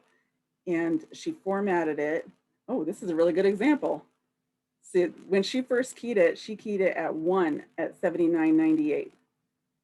And then I think we had a discussion to say, do you think you might have more than one charge now for the rest of the fiscal year? So we had a discussion, and I got the backup from her in an email where she asked me, go ahead and increase that from 1 to 5 so that we've got enough on this PO to get her through the rest of the fiscal year. So that backup was saved here. And then on the PO, this is how the PO looks. And I know it's kind of weird to look at it in Munis, but you'll see that that is why her quantity is now 5 at the monthly fee of $79.98. Now, if in the beginning, back at the requisition, if Helen wanted to commit to an annual subscription, then this line would have been formatted at 1 at more than that, 500 or 1,000 or however much the subscription option was for an annual subscription for one person. So that's how she chose to format it in this case. It certainly might look different the next time they need to renew the subscription. So that's there again why we just need to communicate with the end users about how long they think they might need this. And so you can format the PO the right way. Does that answer your question? Was that you, Lisa? Shelley? That was Shelley. I was just asking about that quantity amount thing you were showing us, but I saw she had quantity selected on there. Because you were talking about when things are paid, Oh, this part. but that was a really good answer too. I liked what you just showed us. I got you. The received by quantity, yes, yeah, she had it selected at quantity, so it could be received and liquidated by quantity. So here's the PO back at the P card transaction. Ooh, this is a really good example. So let me go back to the PO here real quick. You'll see that the account number is already formatted for a software account. And back at the P card transaction, so you would do an update. And this is where you can add notes for the card holder. You could change the vendor number if you need to. You would say, what do you want me to say here, Juanita? Monthly Zoom subscription? Yeah, sounds good Helen? for Helen. Okay. So this is whatever meaningful to you. It's super, I mean, we really need to have the names of the license holders somewhere on the requisition and the P card transaction, especially important when we're working with several different POs that need to be matched to several different transactions. I know some of you, if the information wasn't in there in the requisition, it became very difficult for you all to match the P card transaction to the right PO. So if you tab through this, and then I'm just gonna save this much so far, and you'll see the toolbars up here. So when you've got a PO and it is ready, now also before I stop here too, I want to be real, I want us to all be real cognizant about when you're doing your P card transactions, AP is doing, accounts payable is doing a really great job of stopping the conversion of statements when they recognize that there is software on it. They are gonna stop it, they're gonna hold it, they're gonna say you need to put in a PO so that it can be approved and liquidated the right way. So be very careful to not release your statements. So if you're back here at the statement page and you've got your little release button there, looks so attractive, make sure that you don't release your statement until you're sure that everything, there's all the attachments for all your receipts and all of the software transactions have been connected with a PO. So back here at the transaction, your tool is to liquidate. And here you'll see a list of 4, because there are 4 other POs out there that might not be yours. So you've got to make sure that you're choosing the right one here. You'll be able to identify yours usually by the account or the department code. And this is the one I know is Juanita's, but it will let you choose the wrong one. So don't choose the wrong one. There is a way to fix it, but I'm not even going to get into that because it's way easier to just choose the right one in the first place. April Fools is coming up, girls. Ah, don't do it. So to select the right one, you can just highlight it and hit accept, or you can double click it. And this is a really good one because Juanita had split the cost of the software between 2 accounts. And you'll see here, normally in this toolbar, if everything was already perfect and ready to liquidate, you'd see a little, I think it's a purple liquidate button. But in this case, it wants us to update the allocations. And when I hover over it, it's telling me, do you want to update the transaction allocation to match the open allocations on the PO line? Because before it had all the 9999, you know, where you need to update the account number. So when you hit update allocations, voila, it now matches the PO. And now your option here is to liquidate, which I'm going to click. And then here kind of gives you a little summary of the line detail from the PO. So it's referencing the PO, your department, the description that was on the PO, how many quantities were on the PO at the unit price, the total line items. And now it's asking you here, how many, shout it out for me, how many should we liquidate on this one? 1, right? Yeah. Yes. And watch what message I get. There's a remaining open amount of $319.92 on this PO. There's no additional lines on this PO with open amounts and no invoices for the PO exists in proof. Do you wish to fully liquidate the PO? No. Then we want to leave those remaining 4 for Juanita to liquidate later. No. And now it reverts back to the transaction. It has pulled in the PO number here, the year, number, and line. And now when you go back to this transaction and you're back at the statement. So this is the only transaction on this statement. So it would be ready to release. Would you like for me to release that, Juanita? Not yet. Okay, now I want to go back to the PO just so you can see how that changed things. So here was the PO, and I'm going to refresh my screen so you can see how it looks different.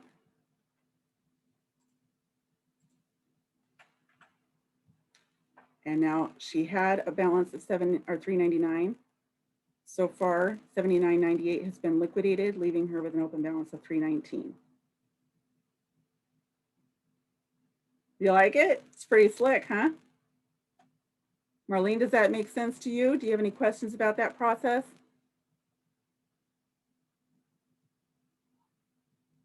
I agree. Applause. Okay. Let me just check the chat box here and make sure we don't have any new questions.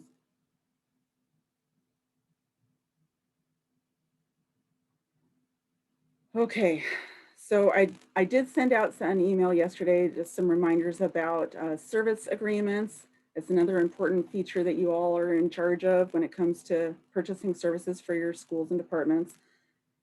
So we don't have time to really delve into that just yet, but I'm always here to answer any questions you have about those. There's so many links and resources, and I've been having this conversation a lot lately because, you know, we can create all the resources in the world and all the guides, but it's not going to help anybody if they're not in a helpful format, or if you don't know where to find them, or if it's just more fluff that we keep throwing at you that just gets moved to the back of the pile of things that you have to work on. So if any, let me just open it up for feedback, comments, anything that we could be organizing better, getting it on our website. What's the best platform to provide you with all this guidance?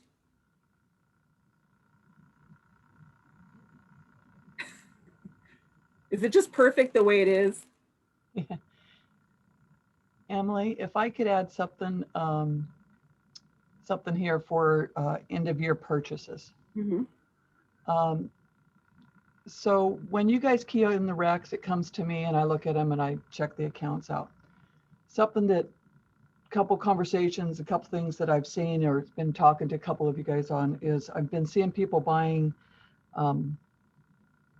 Chromebooks or orders or a cart or, you know, for the schools and Chromebook carts and the Chromebooks. And my question to Andy and James is, they're purchasing them or telling them, you know, the schools are purchasing things. And he's going, wait. If you guys are purchasing Chromebooks, send an email to James, because the question is, why are they buying end of the year money? Why are you buying Chromebooks at the school? It's 1-to-1 right now. So James is very interested in, if you guys have a need, what is that need? Why are we buying 30 Chromebooks for the school when with this end of the year money? Send an email to James, very important, okay? Don't do all that legwork first. I know you guys are watching the end of the year money, but send an email to James. He's very interested in what are the needs here, okay? Jessica, I see your question there because you're correct. We do have an item number created for Chromebooks and different sizes, different kinds of iPads and things. They all have item numbers created because it's a standardized item. But when you submit a requisition, that workflow approval goes to Tim and Robert. It doesn't go to James. And James is like Sandy was just saying, they're very, very interested to know why you are needing more equipment beyond what has already been supplied, because they need to address those situations. I kind of work with the general fund, right? General fund is my part. So there's other funds that we purchase technology through. So that's where down here we're going, wait a minute, what do we? Anyways, that's what James needs to hear. And Johnny, I Or, have a question or- too, said something about new students.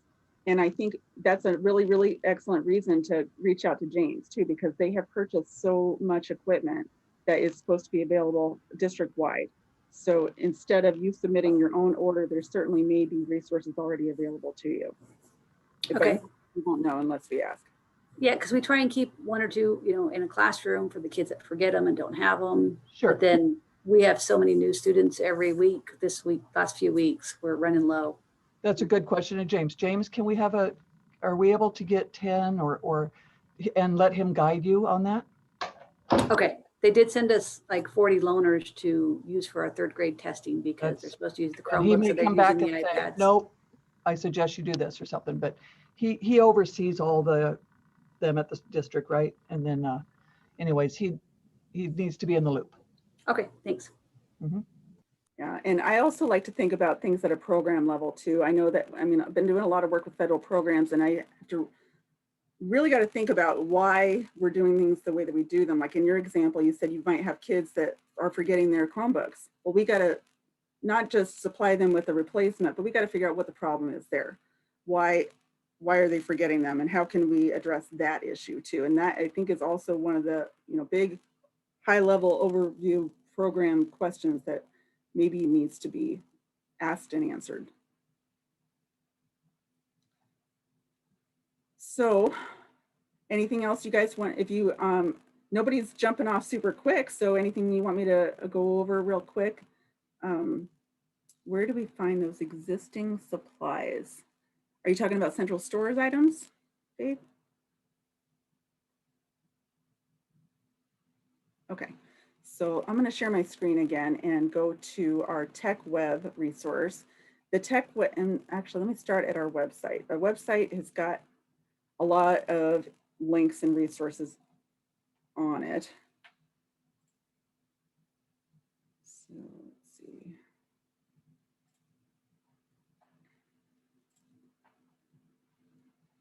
This is the screen I want to share, but I'm going to go all the way back to our website. Always remember too, when you're looking for resources on the website, you do need to make sure that you are logged in, because there may be resources that you can't see unless you're logged in, and then you might think it's not there when it really is there. You just have to be logged in to see it.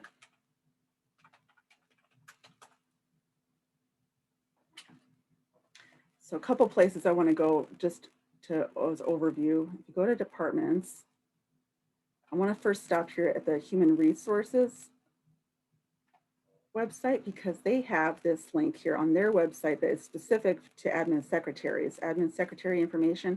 And this is something Kathy's created to kind of give a once over of a lot of different functions for an admin secretary and some of the resources for each of those, different types of things that you're going to have your hands in. So if it is accounting and P-card manuals, and then here at the bottom, there is some resources for purchasing.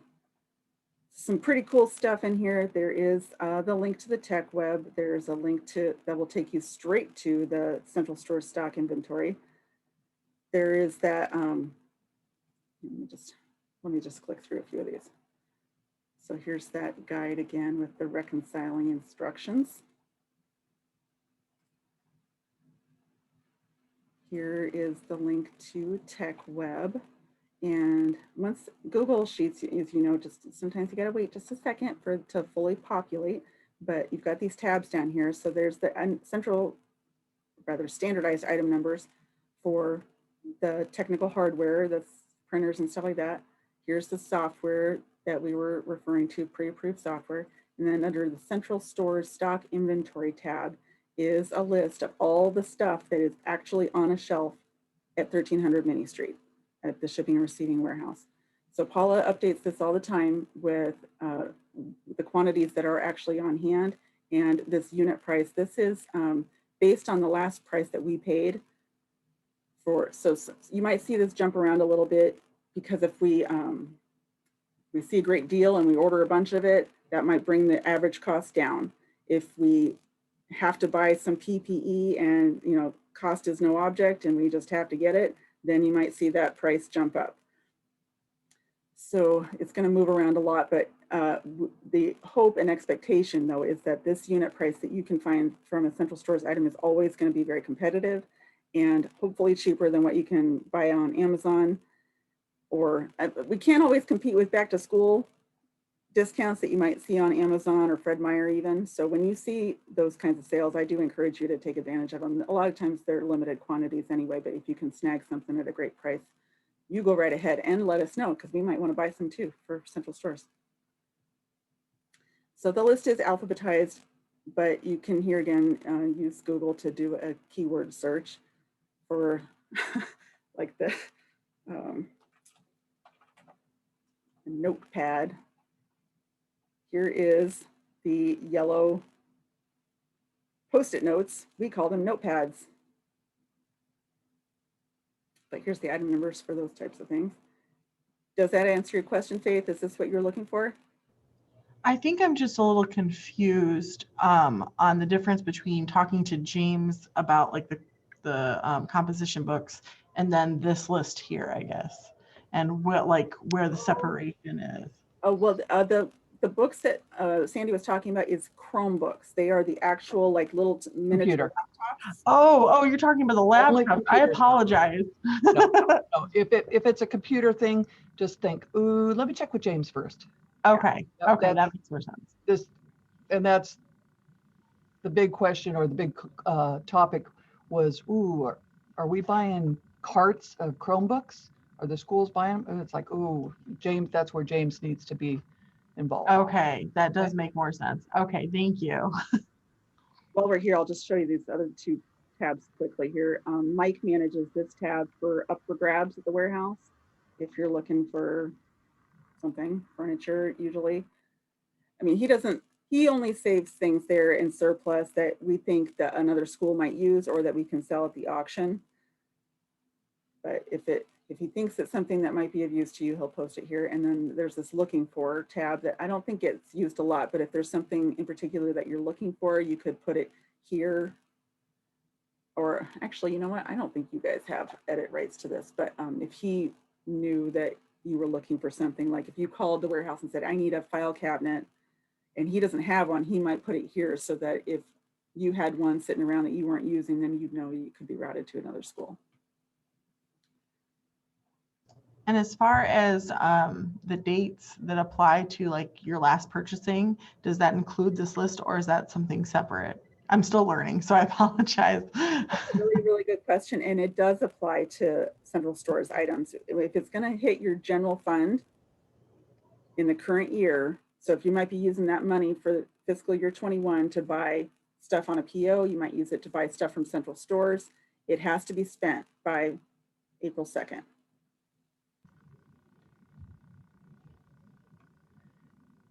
Did you have something? You know, can I add something? You know, a lot of times coming from a school, I try to think as a secretary at a school, what am I going to do here? You know, this is a lot of information that you guys have received from yesterday and today. And I'm thinking, okay, if I'm at the school, I'm going to check my printed POs. And Emily showed us how to do that. That's going to say, oh, these are all the POs that are open there. And I'm going to look at it and go, hey, do I have any, I keyed that PO or that PO is from September when I keyed it, but we're not going to use it because we're not having the referees or something. I mean, it's out there and we're going, I don't need that. So cancel it. Talk to purchasing and cancel it. You know, just open my open POs, the printed POs. I'm checking to say, is that going to happen? And if it's not, then cancel it. That lets go of that money. Remember the encumbrance. If it's a PO, it's encumbered. Once you release it or delete it, you know, it's gone. It's back into your pot of money. So I'm going to look and see what my printed POs are. And then I'm going to look at my pick tickets. What pick tickets do I have out there that aren't hitting my accounts? I'm looking at that. And then I really liked, Emily, your that rec form. I do it old school. I have a old rec form that I just keep on printing off every year. But what I would do is I'm thinking at the school, as soon as a teacher comes up and says, hey, I want to order, or can I'm going to print that off and give it to them and say, here, you fill out all the stuff because that's helpful. They know all the information, and then give it back to me and I'll key it in. And then for next year, I'm going to color it. So right now there are 2 weeks that they're going to use for purchasing this pot of money. But now after April 2nd, they're going to talk about next year, and it's going to be on a different color piece of paper. And I know that I just have to key it in before I walk out the door in May, right? And then one other takeaway that I got was that liquidated part. I followed it, and I follow it, and I don't have to do it so much at my position here. But I was thinking, oh, this doesn't mean you have to go in and liquidate every PO and stuff. This is only, Emily, and is this a true statement? A software purchased by a P card, I have to go and do the liquidated part of it. Everything else is, nothing is being added to your regular POs that we've been processing for years. This is for that piece. If I purchase something, P card purchase software, I'm doing an extra little step, right? Yes. Because liquidating. So I was at first I'm going, wait, liquidated, but it's only that piece. I wanted to bring up the definition because you are going to see that word in a lot of different purchasing apps. You do see it in PO inquiry when it's got that part when in the PO that we were looking at where it had the liquidated amount. That word is going to be there whether it's a software PO or not. So I want to, I guess, recognize that what the function is doing is removing it as an encumbrance on a PO. If it's either been applied to your account through a software purchase on a P card, or it's been paid by a check and now it's on your actual account. Both things achieve liquidating. Right. But as far as when we're talking about reconciling P card statements for software purchases, we're going to use that word liquidate a lot. Because that is going to be the name of the tool function that you use when you're in your P card statement and transaction. Okay, let me check these questions here. What is the purchasing app and vendor self-serve on the agenda? Oh, good question, Becky. Thank you. We didn't get to that. I did want to give you just a little heads up about an upgrade that they're doing in Munis. They're going to be changing a lot of the purchasing apps they're going to call it Purchasing Plus. It's going to include some vendor resources and bid module, which I'm so happy about. I can't wait. Been waiting a long time. But as far as what it's going to change for the purchasing applications, right now we're using the app called Requisition Entry to submit your requisitions, and that may be morphing into a new app that they call Requisitions. And I was going to give you a sneak peek at what that looks like. So let me jump in there real quick. So I'm going to back out of our website here, but we can always go back and navigate through that some more too. This is so terrible, but I just have to use the restroom real quick. Can we just take a 2-minute break? Absolutely. That's a great idea because I would love if you guys want to stick around a little longer. We can Yes, yes. So it's awesome information. Thank you. Let's take a few minute break. If everybody wants to go away and come back, we'll start back here at, let's see, it's 10:47. We'll just say 5 minutes. So.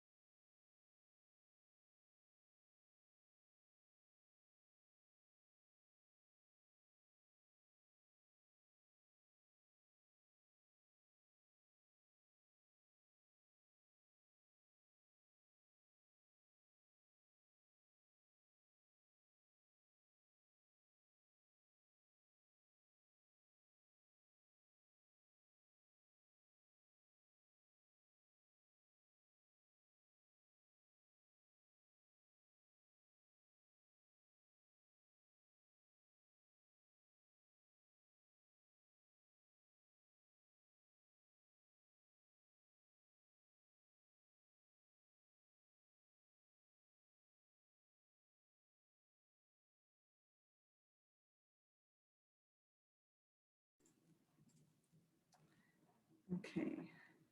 I'm back and I'm going to go ahead and stop the recording too.